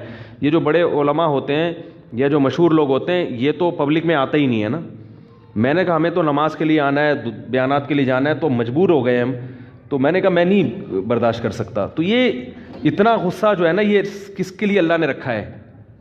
سیلف ڈیفینس کے لیے. ورنہ لوگ محبت میں کیا کریں گے, گھول کے پی جائیں گے محبت میں. تو وہ آ جاتا ہے انسان کو, بھائی کچھ تو تمیز سے آرام سے معذرت کے ساتھ زندگی کو. ابھی آ رہا تھا لیکن اللہ کا شکر ہے میں نے پی لیا. حور کا تصور جیسے ہی کیا میں نے پی لیا الحمدللہ. ٹھیک ہے, تو ملاقات ضرور کریں, 100 دفعہ کریں, لیکن وقت لے کے, ٹائم لے کے آؤ. پھر ہم نہ بیٹھیں تو آپ کا حق, پھر آپ غصہ کریں, آپ کا حق بنتا ہے. تو اللہ تعالیٰ نے جو اجر رکھا ہے جنت میں وہ وہی چیزیں رکھی ہیں جو دنیا میں اللہ نے ہمیں دکھائی ہیں. تو اس لیے یاد رکھو جنت کو معمولی چیز نہ سمجھیں, یہ ایک حقیقت ہے. جن کی سمجھ میں آ گئیں تو قرآن ان کے حالات بھی بیان کرتا ہے. آپ اسلاف کے حالات دیکھو, اسلاف کے حالات, راتوں کو جاگتے تھے جنت کی لالچ میں. دنیا میں تھوڑی سی چیز کی ہمیں لالچ ہو جائے کیسے پاگل ہوتے چلے جاتے ہیں. اور یاد رکھو یہ جو اللہ نے جنت اور جہنم, ہاں میں پہلے وہ بات مکمل کر لوں جلدی سے. رحمان کا مطلب کیا ہوتا ہے؟ سب پہ رحم کرتا ہے. رحیم کا مطلب رحمت بھی بہت زیادہ کرتا ہے. تو یہ بہت زیادہ رحمت بعض علماء کی رائے کے مطابق کہاں ہوگی؟ میری رائے تو یہ ہے کہ اللہ نے دنیا میں بھی بہت زیادہ رحمت کی ہے, اور جنت تو بہت ہی زیادہ ہے, وہ تو بہت زیادہ ہے. تو اب اللہ نے اپنی جو صفات بیان کی ہیں وہ بہت مہربان اور نہایت رحم کرنے والا. تو اس میں ڈرنے کا تو کوئی, پھر ڈریں کیوں بھائی؟ جب اللہ رحم کرنے والا ہے, کیسی رحمت ہے؟ حدیث میں آتا ہے کہ جب اللہ نے اس کائنات کو بنایا, دیکھو جب بھی کوئی نیا ملک بنتا ہے تو ایک قانون بنتا ہے نا, دستور بنتا ہے, آئین بنتا ہے. کیا خیال ہے, کیا ہو گیا بھائی؟ ایسا ہوتا ہے کہ نہیں ہوتا؟ جب بھی کوئی نئی ریاست وجود میں آتی ہے تو قانون بنتا ہے کہ بھائی اس ریاست میں اس آئین کے تحت سب سے پہلے یہ لکھا جاتا ہے یہ ایک لبرل حکومت ہوگی یا مذہبی حکومت ہوگی. کیا خیال ہے, جمہوری طرز پہ ہوگا یا آمریت اس میں رہے گی, بادشاہت ہے یا جمہوریت ہے, سب چیزیں طے ہو جاتی ہیں. تو نبی صلی اللہ علیہ وسلم نے ارشاد فرمایا کہ اول ما خلق اللہ القلم. جب اللہ نے اس کائنات کو بنایا نا تو کائنات بنانے کے بعد اب اس کے لیے آئین لکھنا تھا. اللہ نے آئین تیار کرنا تھا نا, ایک لا, کہ کیا کس اصول کے تحت اس کائنات کو میں چلاؤں گا. تو لکھنے کے لیے سب سے پہلے کیا چاہیے؟ قلم. یہ ہمیں سمجھانے کے لیے مثالیں دی گئی ہیں. تو اول ما خلق اللہ القلم, اللہ نے سب سے پہلی چیز کیا بنائی؟ قلم. اب یہ دستور, اب اللہ کو الیکشن کرانے کی ضرورت نہیں ہے, سینٹ سے منظور کرانے کی ضرورت نہیں ہے, خود ہی اللہ نے اپنے لیے آئین بنایا جس آئین کا اللہ پابند ہوگا. عجیب دیکھو, یعنی اللہ دستور لکھ رہے ہیں کس کے لیے؟ اپنے آپ کو پابند کرنے کے لیے. خود اللہ اپنے آپ کو پابند کرنے کے, میں ان اصولوں کا پابند رہوں گا. یہ تعبیرات ہیں. فرمایا سب سے پہلی چیز جو اللہ نے اس قلم سے لکھی ہے, سب سے پہلی چیز بنائی قلم, اور اس سے کیا لکھا؟ سب سے پہلا لفظ جو اللہ نے لکھا ہے سبقت رحمتی علی غضبی, کہ میری رحمت میرے غصے پر غالب رہے گی. میری رحمت میرے غصے پر, یعنی اصول قیامت تک کے لیے اللہ نے ہمیشہ کے لیے بنا دیا کیا مطلب؟ رحمت کی کوئی ریزن نہیں ہوگی. بات آ رہی ہے سمجھ میں؟ غالب کا مطلب یہی ہے نا بھائی. غصے کے موقع پہ غصہ آئے گا, سب کو آتا ہے, اللہ کو بھی غضب آئے گا غضب کے موقع پہ, لیکن رحمت غالب رہے گا. کیا مطلب؟ رحمت کسی ریزن کی محتاج, یعنی کسی پہ ترس کھاؤں گا, رحم کروں گا, اس کا کوئی سبب, یعنی ضروری نہیں کہ کسی نے کچھ اچھا کیا ہو تو میں اس پہ رحم کروں, ویسے ہی رحم کروں گا. اور غضب پر رحمت غالب کا مطلب بعض دفعہ ایسا بھی ہوگا کہ ایک پہلو اس کا تقاضا کرتا ہے کہ اس پہ رحم کیا جائے, اور ایک پہلو سے دیکھا جائے تو اس پہ یہ غضب کا مستحق ہے, تو رحمت والے پہلو کو ایسے موقع پہ کیا کر دوں گا؟ بولو بھائی, غالب. رحمت والے پہلو کو کیا کر دوں گا؟ غالب. تو یہ نہیں کہا کہ میرے اندر غضب ہی نہیں ہے, غضب کبھی پھر تو جہنم ہی نہ بناتا اللہ تعالیٰ, نافرمانوں کو کبھی سزا دیتا ہی نہیں. کیا مطلب؟ رحمت کے آثار زیادہ مرتب ہوں گے, معاف کرنے کا عنصر زیادہ رہے گا, سزا دینے کا عنصر ختم نہیں ہوگا, کم ہوگا. تبھی دیکھو قرآن میں آتا ہے وَيَعْفُو عَنْ كَثِيرٍ, فرمایا بہت ساری مصیبتیں تمہاری بدعمالیوں کی وجہ سے آتی ہیں, لیکن ساتھ ساتھ یہ بھی بتا دیا وَيَعْفُو عَنْ كَثِيرٍ, ساری بدعمالیوں کی سزا میں نہیں دیتا, بہت ساری خطائیں کیا کرتا ہوں؟ معاف کرتا ہوں. یعفو مٹا دیتا ہوں. ہمیں تو بہت تھوڑی غلطیوں کی سزا مل رہی ہوتی ہے, اس پہ ہم اتنا چیخ رہے ہوتے ہیں, سب غلطیوں کی ملنا شروع ہو جائے تو کسی قابل ہی نہ رہیں. زیادہ تر کیا کر رہا ہوں؟ معاف, اور وہ بھی بغیر, یعنی بغیر وجہ کے. اور اگر معافی کی وجہ ہو, یعنی غلطی کر کے توبہ کر لی, پھر یہ اللہ نے اپنے اوپر لکھ دیا ہے کہ توبہ کرنے والے کو کیا کروں گا. آئین میں کیا لکھا ہے اللہ نے؟ جو توبہ کرے گا تو اپنے اوپر معافی کو کیا کر لیا اللہ نے؟ واجب. توبہ کو واجب کر لیا. 99 سال تک کوئی گناہوں میں مبتلا رہے, 99 سال میں اس کافر کو خیال آیا آج میں توبہ کر کے اسلام کی طرف آتا ہوں, آج میں گناہوں سے توبہ کرتا ہوں, تو اس کے آنے میں تو دیر ہو سکتی ہے, اللہ کے معاف کرنے میں دیر نہیں ہو سکتی. کیسے عجیب الفاظ ہیں حدیث کے, یا عبادی لو بلغت ذنوبک عنان السماء ثم استغفرونی لغفرت لکم ولا ابالی. یہ لا ابالی کے الفاظ بڑے عجیب ہیں. نبی نے فرمایا کہ اللہ تعالیٰ کہتے ہیں کہ اے میرے بندو, اگر تم گناہ کر کر کے زمین اور آسمان کے خلا کو پر کر دو, بھر دیا تم نے گناہوں سے, اب سچے دل سے توبہ کر رہے ہو, اے اللہ اب سے اپنی زندگی کیا کر رہا ہوں میں. توبہ کا مطلب یہ نہیں استغفار کی تسبیح ہو, یا اللہ اب جو کچھ ہو چکا معاف کر دے, آئندہ نہیں کروں گا. یہ اس جذبے سے جو توبہ کرے گا تو فرمایا معاف کر دوں گا. بس اتنا کافی ہونا چاہیے نا بھائی. بات مکمل ہو گئی. اللہ نے اصول بیان کر دیا کہ اگر زمین آسمان کے خلا کو بھر دیا گناہوں سے, توبہ کر لی تو کیا کر دوں گا؟ معاف. ختم ہو گئی بھائی. ہمیں اصول سمجھ میں آ گیا بھائی, توبہ کا دروازہ موت تک کھلا ہوا ہے, ختم. آگے اللہ کو یہ کہنے کی کیا ضرورت تھی والا ابالی, معاف کرنے میں کسی کی پرواہ نہیں کروں, یہ کہنے کی کیا ضرورت تھی؟ بہت مشکل ہے سمجھانا بھائی. اس الفاظ کا بظاہر کوئی تک بنتا ہے بھئی اللہ کو کیا ضرورت کسی کی پرواہ کی, اور کون ہے؟ اصل بات یہ کہ ممکن ہے بہت سے نیک لوگوں کو اعتراض ہو کہ اللہ ہم 20 سال سے شروع سے ہم نیک ہیں, یہ کمبخت 90 سال تک عیاشی کرتا رہا ہے, اب آ رہا ہے, اب یہ بھی جنت میں, ہم بھی جنت میں, یہ کیا بات ہو بھائی.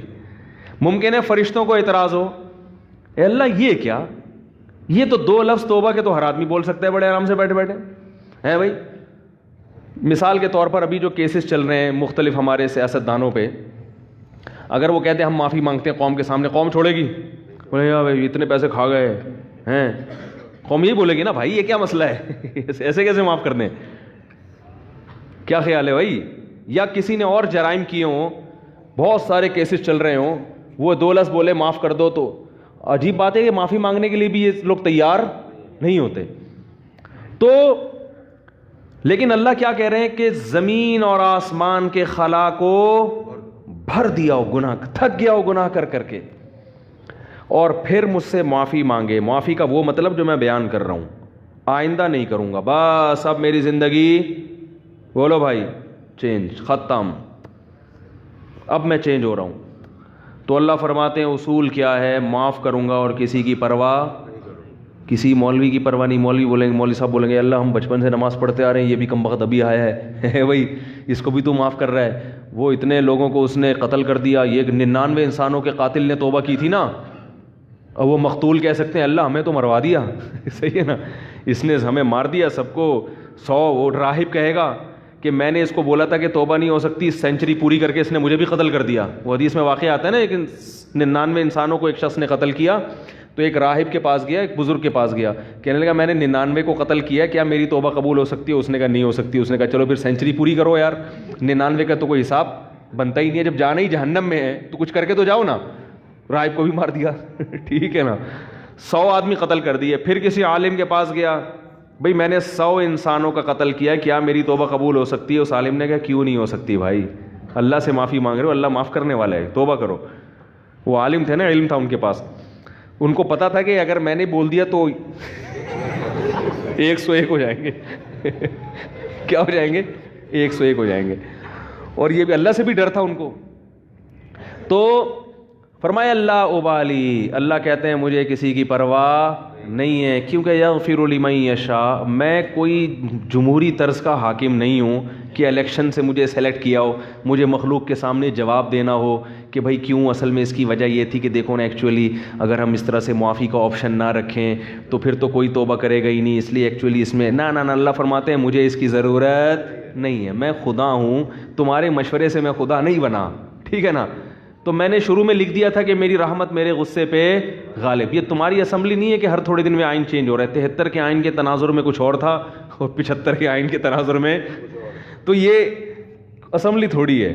میں نے شروع میں یہ بات لکھ دی تھی میری رحمت میرے غصے پہ غالب. تو جب تک یہ قتل کر رہا تھا میرا غصہ تھا, اب چونکہ میری طرف آ رہا ہے تو رحمت و غصے کو کچل کے فنا کر دے گی, رحمت غالب آئے گی, کیونکہ یہ لکھ دیا ہے میں نے آئین میں. سب سے پہلے میں نے قلم بنا کے جو چیز سب سے پہلے لکھی تھی, جو سب سے پہلے منظور ہوا قانون, اسی کو میں اگر خلاف ورزی شروع کر دوں تو یہ کیسی بات ہوئی؟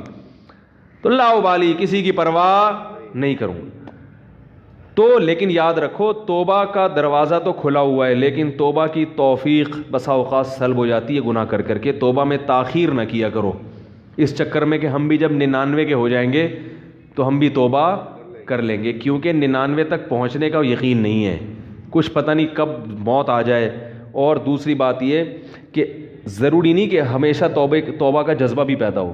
ابھی اگر جذبہ ہے, یہ جذبہ ضروری نہیں کہ برقرار رہے. لوگ ایمان کے ڈاکے دار بیٹھے ہوئے ہیں جو آپ کا ایمان سلب کر لیں گے, آپ کو توبہ کی اہمیت ہی دل سے ختم ہو جائے گی. بعض دفعہ دل گناہوں میں اتنا مست ہو جاتا ہے کہ انسان توبہ کا تصور ہی نہیں کرتا. تبھی بوڑھوں میں توبہ کا ریشو کم ہوتا ہے, جوانوں میں زیادہ ہوتا ہے. یقین نہ آئے تو دیکھ لو سروے کر کے, بوڑھے لوگ اسلام کم قبول کرتے ہیں, جوانوں میں اسلام قبول کرنے کا ریشو زیادہ ہے. حالانکہ جوانی میں جو غیر مسلم اسلام لا رہا ہے اس کی عیاشیاں چھوٹ رہی ہیں. کیا خیال ہے؟ بوڑھے کے لیے تو اسلام آسان ہے نا بھائی, جو کفر کی حالت میں آپ نے عیاشیاں کی, بڑھاپے میں تو اب وہ عیاشیاں نہیں ہو سکتی. اب اسلام لانے میں کیا جا رہا ہے, صرف کلمہ پڑھو, پھر بھی نہیں پڑھتے ہو. بڑھاپے میں اسلام لانا آسان ہے مگر اسلام لانے کا ریشو کم ہے.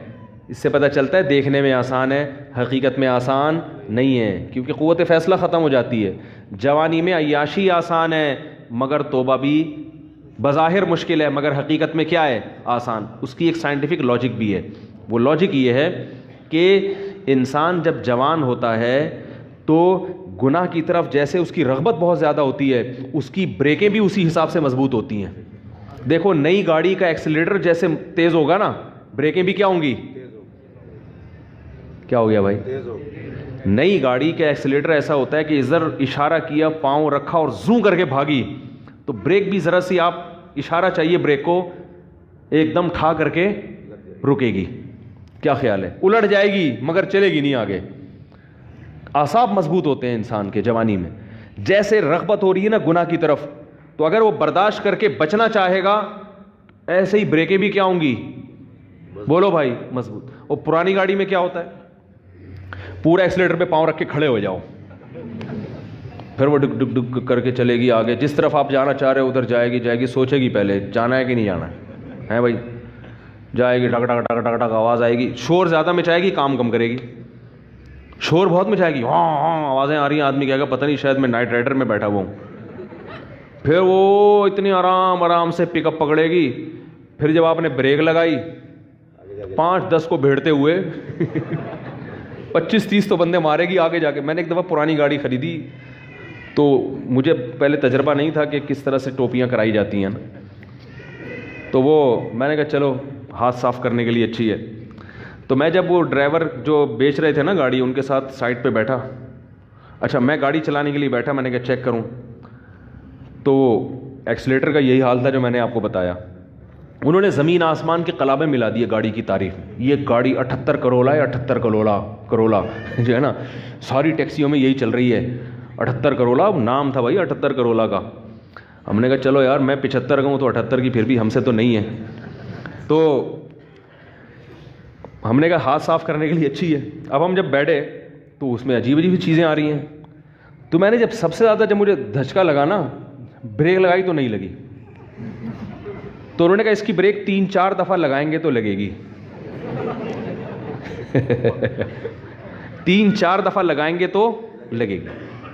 میں نے کہا کوئی بندہ سامنے آ گیا تو یہ گاڑی میں لکھ کے لگاؤں میں آگے کہ تیسری دفعہ میں لگے گی. بھائی آپ اتنا فاصلہ گاڑی سے رکھیں کہ تیسری دفعہ میں آپ یعنی ٹکر ہوئی تو آپ کی ذمہ. میں نے کہا آگے اس پہ کیا لگا دو، بورڈ لگا دو کہ بھائی یہ تیسری دفعہ میں لگے گی. میں نے کہا لے پکڑ بھائی اپنی گاڑی، یہ 78 کرو، ہم 75 کے اس سے اچھے ہیں، اللہ کا شکر ہے. کیا خیال ہے، ہم 75 کے اس سے اللہ کا، ہماری پھر بھی پہلی دفعہ میں لگ جاتی ہے بریک. تو انسان کی عمر، مقصد بوڑھوں کا مذاق اڑانا ہرگز نہیں ہے، لیکن ایک حقیقت ہے کہ جب انسان کی عمر زیادہ ہوتی ہے تو اس کی میں اندر خواہشات تو کم ہوتی ہیں، لیکن اگر کسی طرف اس کا دل مائل ہو گیا تو بریک نہیں لگی. اس میں اعصابی قوت نہیں ہوتی، وہ روک نہیں پائے گا اپنے آپ کو. اسی وجہ سے وہ اگر بد نظری جوانی میں نہیں چھوٹی تو بڑھاپے میں نہیں چھوٹتی. جوانی میں آپ کنجوس تھے تو بڑھاپے میں سخی نہیں ہو سکتے، یہ دماغ میں رکھو، ٹھیک ہے نا. جوانی میں آپ نے اچھے کام نہیں کیے تو بڑھاپے میں اب تیر نہیں مارو گے. یہ جو بوڑھے ہمیں مسجدوں میں نظر آتے ہیں یا اچھے کام کرتے ہوئے، یہ وہ ہوتے ہیں جنہوں نے جوانی اچھی گزاری ہوتی ہے. بڑھاپے میں فلمیں دیکھنے کا شوق بڑھتا ہے، یاد رکھو. بوڑھوں میں جو انٹرنیٹ پر بیہودہ فلمیں دیکھنے کا رجحان ہے وہ زیادہ ہے ان بوڑھوں میں جن کو جوانی میں یہ چسکے لگ چکے تھے. حالانکہ ان کو وہ لذت نہیں آتی، وہ مزہ نہیں آتا، مگر ان سے برداشت نہیں ہوتا. جس نے جوانی میں کنٹرول کر کے چھوڑ دی، بڑھاپا اچھا گزرے گا اس کا. تو بریک جو ہے نا، جیسے آپ کا ایکسیلیٹر تیز ہے تو بریکیں بھی ابھی کیا ہیں، مضبوط ہیں. تو یاد رکھو. اسی طرح غیر مسلم، وہ اس کو عیاشی نظر آتی ہے کفر میں، لیکن اسلام لانے والے بھی کیا ہوتے ہیں، جوانی ہوتے ہیں زیادہ تر. جوانوں کو عیاشی بھی، لیکن وہ چھوڑ دیتے ہیں، برداشت کرتے ہیں سب کچھ. بڑھاپے میں اسلام بہت آسان ہے، مگر بوڑھوں میں اسلام کا ریشو ختم تو نہیں ہے لیکن بہت کم ہے. وہ نہیں آتے، وہ کہتے ہیں چھوڑو یار ایک زندگی گزارنے بس. حالانکہ ان کو پتہ ہے کہ ہم غلط مذہب پہ تھے. کیا جا رہا ہے کلمہ پڑھنے میں بھائی؟ اب آپ کو تو اب ساری زندگی نماز کبھی نہیں، ہم کہیں گے حج بھی اب اس بڑھاپے میں فرض نہیں ہوگا. کچھ بھی نہیں کرنا ہے، ایک کلمہ پڑھنا ہے، 5 ٹائم نمازیں شروع کر دینی ہے. رمضان کے روزوں میں بھی رعایت ہو گئی ہے کہ جو بہت زیادہ بوڑھا ہو وہ فدیہ بھی دے سکتا ہے. کچھ بھی نہیں کرنا، کلمہ پڑھنا ہے اور اسی گھر میں رہ لو. یہ تھوڑی کہہ رہے خاندان کو چھوڑ کے جاؤ، لیکن ایک کلمہ زبان سے نہیں نکلے. وہ قوت فیصلہ ختم ہو گئی، کانفیڈنس ختم ہو گیا، وہ ذرا سی بھی مخالفت برداشت کرنے کی صلاحیت نہیں رہی. تو اس لیے اس امید پر کہ اللہ 99 سال میں توبہ قبول کرتا ہے، 99 کا انتظار مت کرو. اور ایک بات یہ بھی رکھو کہ توبہ تو قبول ہوگی مگر وہ مقام نہیں ملے گا جو اس شخص کا ہے جو شروع سے دین پہ چلتا آ رہا ہے. سمجھ میں آ رہی ہے بات؟ جو شروع سے دین، کیونکہ وہ کئی سال سے نماز پر ہے تو وہ اتنا آگے جا چکا ہے کہ اب آپ نے ٹریک چینج کر تو دیا، جہنم والا ٹریک نہیں اب جنت والا ہے، لیکن وہ بہت آگے جا چکا ہے اور آپ اس سے بہت پیچھے ہو، بہت پیچھے ہو. وہاں تک اب وہ نکل گئے آگے. تبھی قرآن میں آتا ہے والسابقون السابقون اولئک المقربون. کچھ لوگ اہل جنت میں سے ہوں گے اور کچھ سابقین میں سے ہوں گے جو جنت میں بھی بہت آگے جا چکے ہوں گے. تو اسی وجہ سے نبی نے فرمایا نا قیامت کے دن اللہ 7 آدمیوں کو عرش کے سائے میں جگہ دے گا. ان میں ایک وہ بھی ہے شاب نشا فی عبادت اللہ عز وجل، جس نے جوانی میں اللہ کی اطاعت کی ہو. تو توبہ تو سب کی قبول ہے، 99 سال میں بھی جاؤ گے جنت میں، جہنم میں نہیں جاؤ گے. لیکن درجات میں بہت زیادہ بولو بھائی فرق ہوگا. اس لیے میں نے اکثر دیندار دیکھے ہیں, ایک ہم بچپن کی بات کر رہا ہوں کہ 25-26 سال کی عمر میں ہمارے, میں تو چھوٹا تھا اس وقت, وہ ان کی عمر 25 سال تھی, انہوں نے توبہ کی, دین پر آ گئے, اب تک قائم ہے الحمدللہ. ان کو افسوس ہوتا تھا کہ میں نے جو 10 سال کی عمر ضائع کی اس کی کسی طرح تلافی ہو جائے. صرف 10 سال ان کے ضائع ہوئے تھے, 15 سے لے کے 25 بالغ ہو جاتا ہے نا انسان 15 میں. اس 10 سال پہ ان کو کیا ہوتی تھی؟ ندامت. تو یہ سچی توبہ کی علامت ہوتی ہے کہ انسان کو پچھلے پر ندامت ہو کہ یار وہ ٹائم بھی نکل گیا ہاتھ سے, کہاں تک پہنچ چکے ہوتے. میں نے کہا یہ سچی توبہ کی علامت ہے. میں نے کہا اس کی تلافی اب یہ ہو سکتی ہے کہ جو 10 سال ایک نارمل آدمی جتنی عبادت کرتا ہے, آپ اگلے 10 میں اس سے ڈبل کر لو. کیا خیال ہے بھائی؟ یہی ہو سکتا ہے. جیسے گلوکار نے توبہ کی تھی نا, واقعہ میں اکثر سناتا ہوں, زندگی گانوں میں گزاری. تو ہمارے حضرت کے پاس آئے تھے, ان کا انتقال ہو گیا, تو انہوں نے حضرت سے کہا کہ میں نے زندگی گانوں میں گزاری, گانے گاتا رہا میں, اچھی آواز تھی میری, تو اب مجھے خیال ہوا کہ توبہ تو اللہ نے قبول کر لی, اب جنت کے ٹریک پر تو انشاءاللہ چل پڑے, لیکن پچھلی کی تلافی بھی ہونی چاہیے. تو میں نے 10-15 سال ضائع کیے, تو اب ان کے ذہن میں یہی آیا کہ یہ اچھی آواز میں تلاوت میں لگاؤں اب. کیا خیال ہے؟ تو اس طرح کے جو لوگ تلافی کرتے ہیں, اولئک یبدل اللہ سیئاتہم حسنات, قرآن کہتے ہیں اللہ ان کی گناہوں کو نیکیوں میں تبدیل کر دیتے, تو ان کی تلافی ہوتی ہے, یہ بھی اسی مقام تک پہنچ جاتے ہیں. تو پھر کچھ ایسا کرنا پڑتا ہے, نہیں تو چلو جنت میں مل گئی, بڑی بات ہے یار, 99 سال میں اتنی بدماشی اللہ معاف کر دے, وہ درجات نہ ملے, جنت چھوٹا سا کھانچا بھی مل گیا جنت کا, اور کیا, ایک آدھ حور بھی مل گئی. کیا خیال ہے؟ ایک آدھ حور بھی مل گئی تو بھی سستا سودا نہیں ہے, بہت اچھا سودا ہے یہ. تو اللہ تعالیٰ ہم سب کو اپنی رحمت کا مستحق بنائے. یہ جو بات تھی ادھوری رہ گئی ہے کہ جب اللہ رحمت ہے اس میں اتنی, تو ہمیں ڈراتا کیوں ہے؟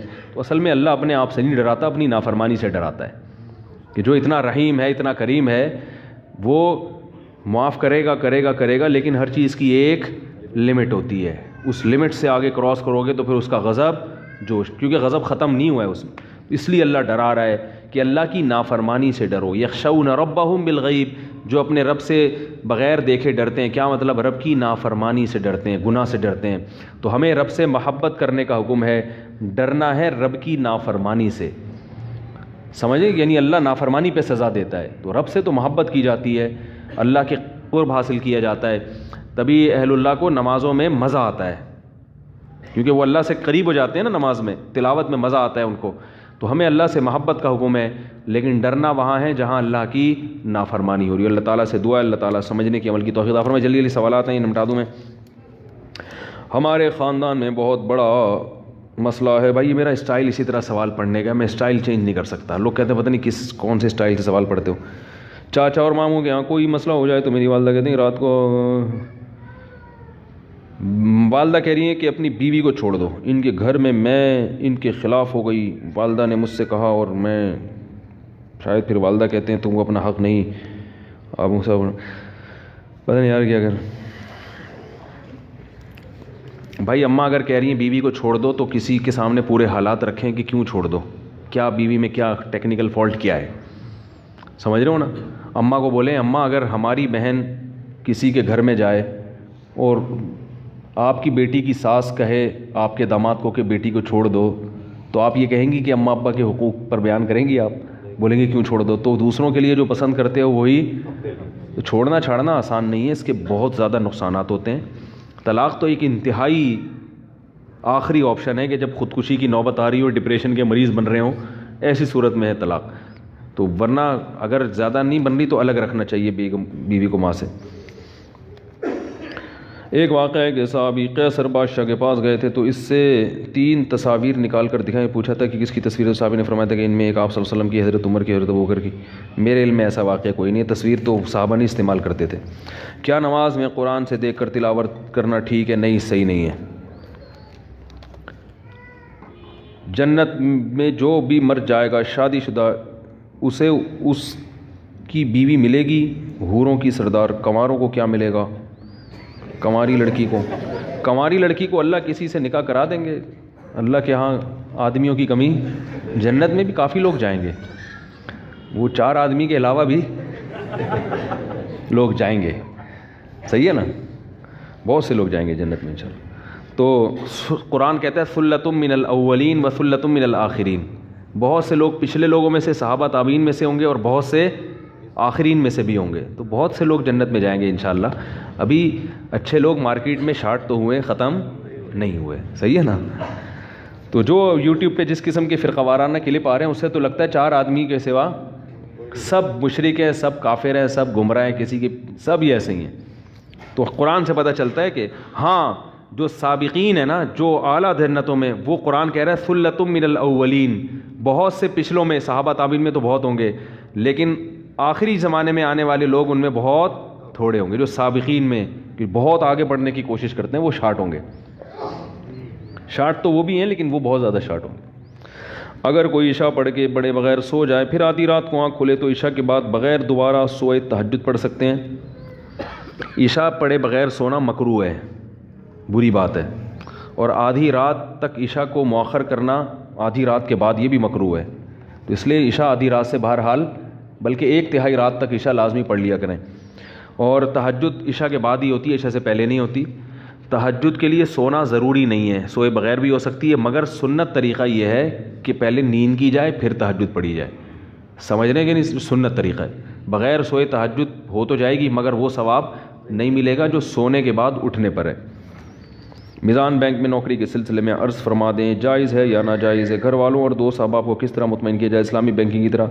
بھائی جائز ہے، مطمئن کرنے کے لیے 1 سال کا پورا کورس کریں جو ہم نے پورا میزان بینک میں ریسرچ کی ہے، تحقیق کی ہے۔ اگر ممکن ہو تو آپ اپنے واسطے میری جاب کروا دیں۔ بھائی میں اس قسم کے تعلقات نہیں رکھتا، مجھے بڑے بڑے لوگ ہیں جو اپنا کارڈ دیتے ہیں، میں یہ ہوں، میں آرمی میں فلاں ہوں، میں جج ہوں، میں یوں، میں کارڈ رکھتا ہوں جیب میں ان کی عزت کے لیے، پھر گھر میں ایک ڈسٹ بن ہے اس میں لا کے ڈال دیتا ہوں۔ سمجھ والی بات؟ البتہ جن لوگوں کا ایجوکیشن سے تعلق ہے ان کے میں نمبر اس لیے سیو کر لیتا ہوں کہ پھر مجھے ان سے بعض چیزوں میں ریسرچ میں سمجھ میں آ رہی ہے بات، مدد ملتی، ورنہ مجھے جتنے بھی آفیسر ٹائپ کے لوگ ہیں میرا ان سے کوئی لین دین نہیں، نہ میں ان سے کوئی کام نکلواتا ہوں، کیونکہ مجھے لوگ بہت کہتے ہیں۔ اب تو یہاں تک وہ ایک آفیسر آئے، وہ ان کو نکال دیا تھا جاب سے، آرمی سے، تو وہ مجھے کہہ رہے ہیں کہ آپ کے آرمی میں تعلقات ہیں، آپ مجھے دوبارہ۔ میں نے کہا اتنے تعلقات، لوگ دیکھتے ہیں کسی بریگیڈ کے ساتھ بیٹھے ہوئے کھانا کھا رہے ہو، سمجھتے ہیں کہ آپس میں بہت اچھے دیرینہ تعلقات ہیں، ایسا نہیں ہے۔ ماں طلاق یافتہ، ان کے پاس کافی پیسے ہیں پر وہ اپنے بھائی پر کافی زور دے رہی ہیں کہ میرے بچوں کے عقیقہ کریں اور بھائی کے پاس اپنے پیسے نہیں ہیں۔ اس بارے میں بھائی عقیقہ فرض واجب نہیں ہے، مستحب عمل ہے، پیسے نہیں ہیں تو نہ کریں۔ سمجھ رہے ہیں؟ بچہ پیدا ہونے پہ اتنے خرچے ہو رہے ہیں آج کل، تو عقیقے کے اگر پیسے نہیں ہیں تو کیا خیال ہے بھائی؟ نہیں کریں۔ اور اگر پیسے ہیں تو ویسے تو افضل ہے کہ لڑکے کے 2 بکرے، لڑکی کا 1 بکرا، کیونکہ بعض ائمہ کے نزدیک، خاص طور پر امام ابو حنیفہ رحمہ اللہ تعالیٰ کے نزدیک، عقیقہ جو ہے یہ قربانی، جب بقرعید کی قربانی سے پہلے کا ہے۔ جب بقرعید کی قربانی واجب ہوئی تھی تو امام ابو حنیفہ کی رائے ہے کہ عقیقہ منسوخ ہو گیا تھا، اور صاحبین کی رائے ہے کہ منسوخ نہیں ہوا۔ تو اس لیے احناف کے پاس دونوں قول ملتے ہیں اس میں۔ امام حنیفہ کی رائے میں عقیقہ یہ بقرعید کی قربانی سے پہلے ہے، لیکن صاحبین کے نزدیک اور جمہور کے نزدیک نہیں، بقرعید کے بعد بھی ہے۔ تو اس لیے کرنا چاہیں تو بھی ٹھیک ہے، نہیں کرنا چاہیں، اور خاص طور پہ قرضے لے کے کرنا، پیسے ہیں نہیں، یہ پھر مناسب نہیں۔ اگر اللہ نے کھلا کھاتا دیا ہے ٹھیک ہے، بیٹے کی خوشی میں 2 بکرے، اور بیٹی میں بکرے نہیں ہوتے 2 دمبے بھی کر سکتے ہو، لوگ بکرا ہی ضروری سمجھتے ہیں، گائے بھی کر سکتے ہو۔ کیا خیال ہے بھائی؟ ایک چھوٹا سا بچڑا لے آؤ، کٹا نہیں ہوتا، بھینس کے کٹے بڑے ٹائٹ ہوتے ہیں، تو وہ ایک کٹا لے آؤ، 7 حصے ہو جائیں گے اس میں۔ اچھا، عقیقے میں جانور کا 2 دانت کا ہونا بھی ضروری نہیں ہے، سمجھ رہے ہیں؟ عقیقے کی وہ شرطیں نہیں ہیں جو قربانی کے جانور کی شرطیں ہیں۔ ارے کھیرا جانور بھی چلے گا عقیقے میں، کھیرا جانور بھی لیکن ایک بات کا خیال کرو کہ بالکل دودھ پیتا بچہ، اس کو ماں سے جدا کرنا جائز نہیں ہے۔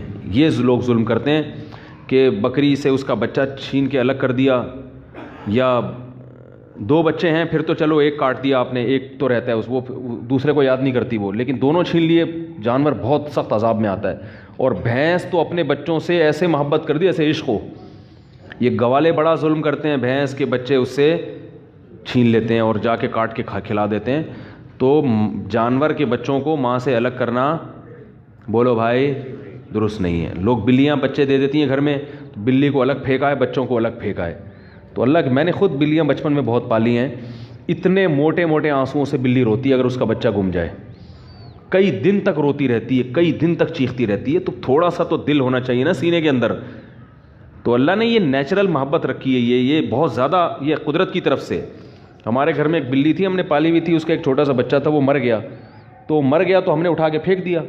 اب وہ جو اس کی ماں آتی تھی روزانہ ایک مخصوص آواز نکال کے تلاش کرتی تھی نا اس کو, بچے کو. ایک ہی تھا, اگر زیادہ ہونا تو اتنا مسئلہ نہیں ہوتا, جانور کو نہیں پتہ ہوتا کہ کتنے ہیں, صحیح ہے نا, وہ اس کو پتہ ہے میرے بچے ہیں. تو ایک بھی جب تک زندہ رہتا ہے نا وہ یہ سمجھتا ہے یہی ٹوٹل ہیں, لیکن وہ بھی غائب ہو گیا تو پھر وہ جانور پاگل ہو جاتا ہے.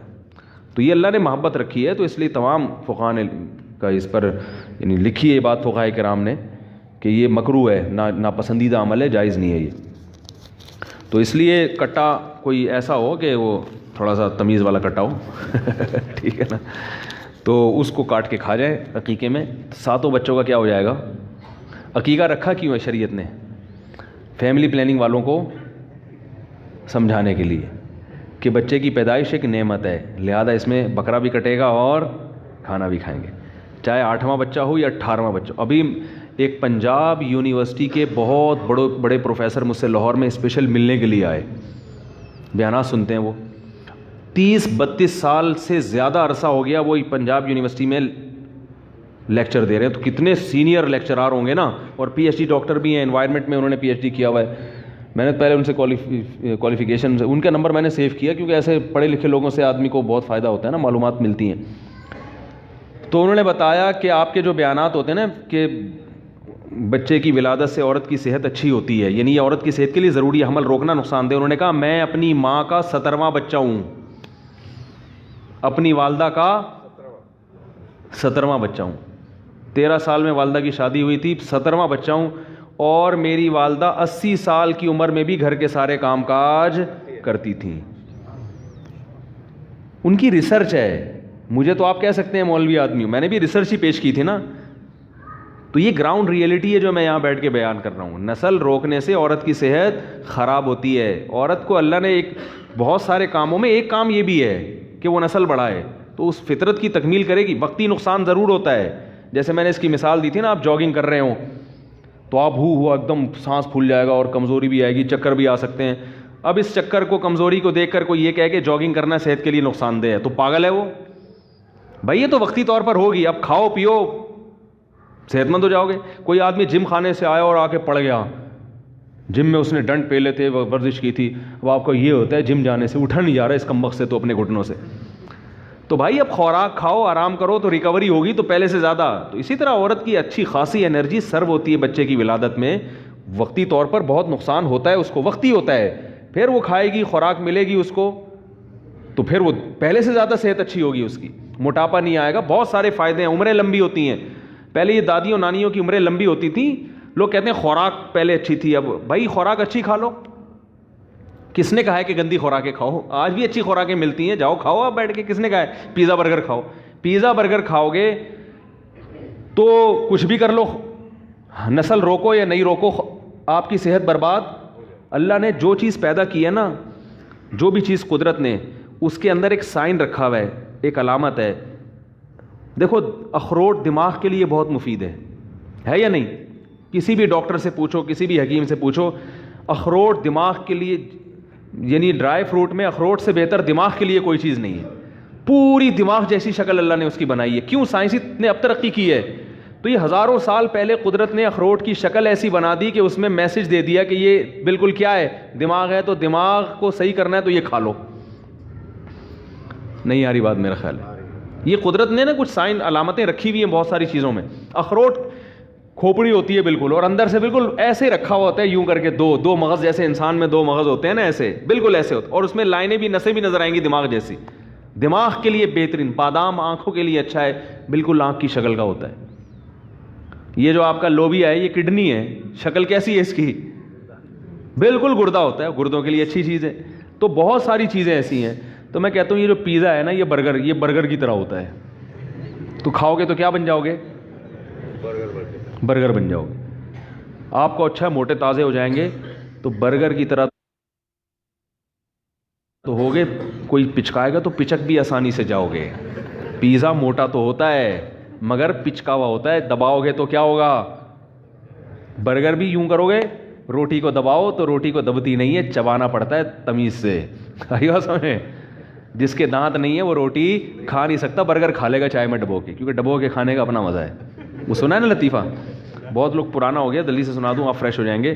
وہ ایک آدمی کسی کے یہاں رشتہ, بیان ختم ہو گیا, جو جانا چاہیں جا سکتے ہیں. ایک آدمی کسی کے گھر میں رشتہ لینے کے لیے گیا, تو وہ لڑکی کے ابا نے نا, جو لڑکا آیا تھا رشتہ لینے کے لیے, اس کے سامنے چائے اور بسکٹ رکھ دیے. اب وہ لڑکا وہ ڈبو کے کھا رہا ہے نا, تو لڑکی کے والد نے بولا کیا ہے, اس کو تو تمیز نہیں ہے کھانے کی, تو انکار کر دیا رشتے کا. اب لڑکے کو بڑی شرمندگی بھی, بہت افسوس ہوا یار یہ کیا ہو گیا, اور پتہ بھی تھا کہ کیوں انکار کیا. تو باہر نکل کے لڑکی کے ابا سے کہتے ہیں رشتے کا آپ نے انکار کر دیا, افسوس تو بہت ہوا مگر ڈبو کے کھانے کا اپنا ہی مزہ ہے. ڈبو کے کھانے کا اپنا ہی مزہ ہے, وہ تھوڑی چھوڑیں گے ہم. اور حقیقت ایسے ہے, حقیقت ہے, چائے بسکٹ رکھے ہو نا, میرا اپنی ظاہر بھی ہے کہ ڈبو کے کھانے کا شرم تو آ رہی ہوتی ہے انسان کو, لیکن جو مزہ آتا ہے ڈبو کے کھانے میں, وہ بغیر پاپے جتنا ڈبو کے کھانے میں مزہ آتا ہے. تو بسکٹ ہو کوئی بھی چیز ہو, ڈبو کے کھانے کا بہرحال اپنا مزہ ہے. تو اب کوئی بھی میں کہیں جاتا ہوں نا, کوئی لوگ چائے بسکٹ رکھ دیتے ہیں زبردستی کے کھا وہ لو, تو پھر میں ڈبو کے ہی کھاتا ہوں, اور میں بولتا ہوں بھائی ڈبو کے کھانے کا اپنا مزہ ہے. آپ کو لگے گا مفتی صاحب کیا کر رہے ہیں, بھائی ہم آپ کی وجہ سے مزہ تھوڑی چھوڑ سکتے ہیں. تو برگر جو ہے نا, برگر ڈبو کے کھاؤ یا بغیر ڈبو کے کھاؤ, جیسے بھی کھاؤ گے کیا بن جاؤ گے, برگر جیسے بن جاؤ گے. تو روٹی کھایا کرو, صحیح ہے, ڈبل روٹی نہیں کھایا کرو. اللہ تعالیٰ سمجھنے کی عمل کی توفیق عطا فرمائے. سبحانک اللہم و بحمدک نشہد ان لا الہ الا انت نستغفرک و نتوب الیک.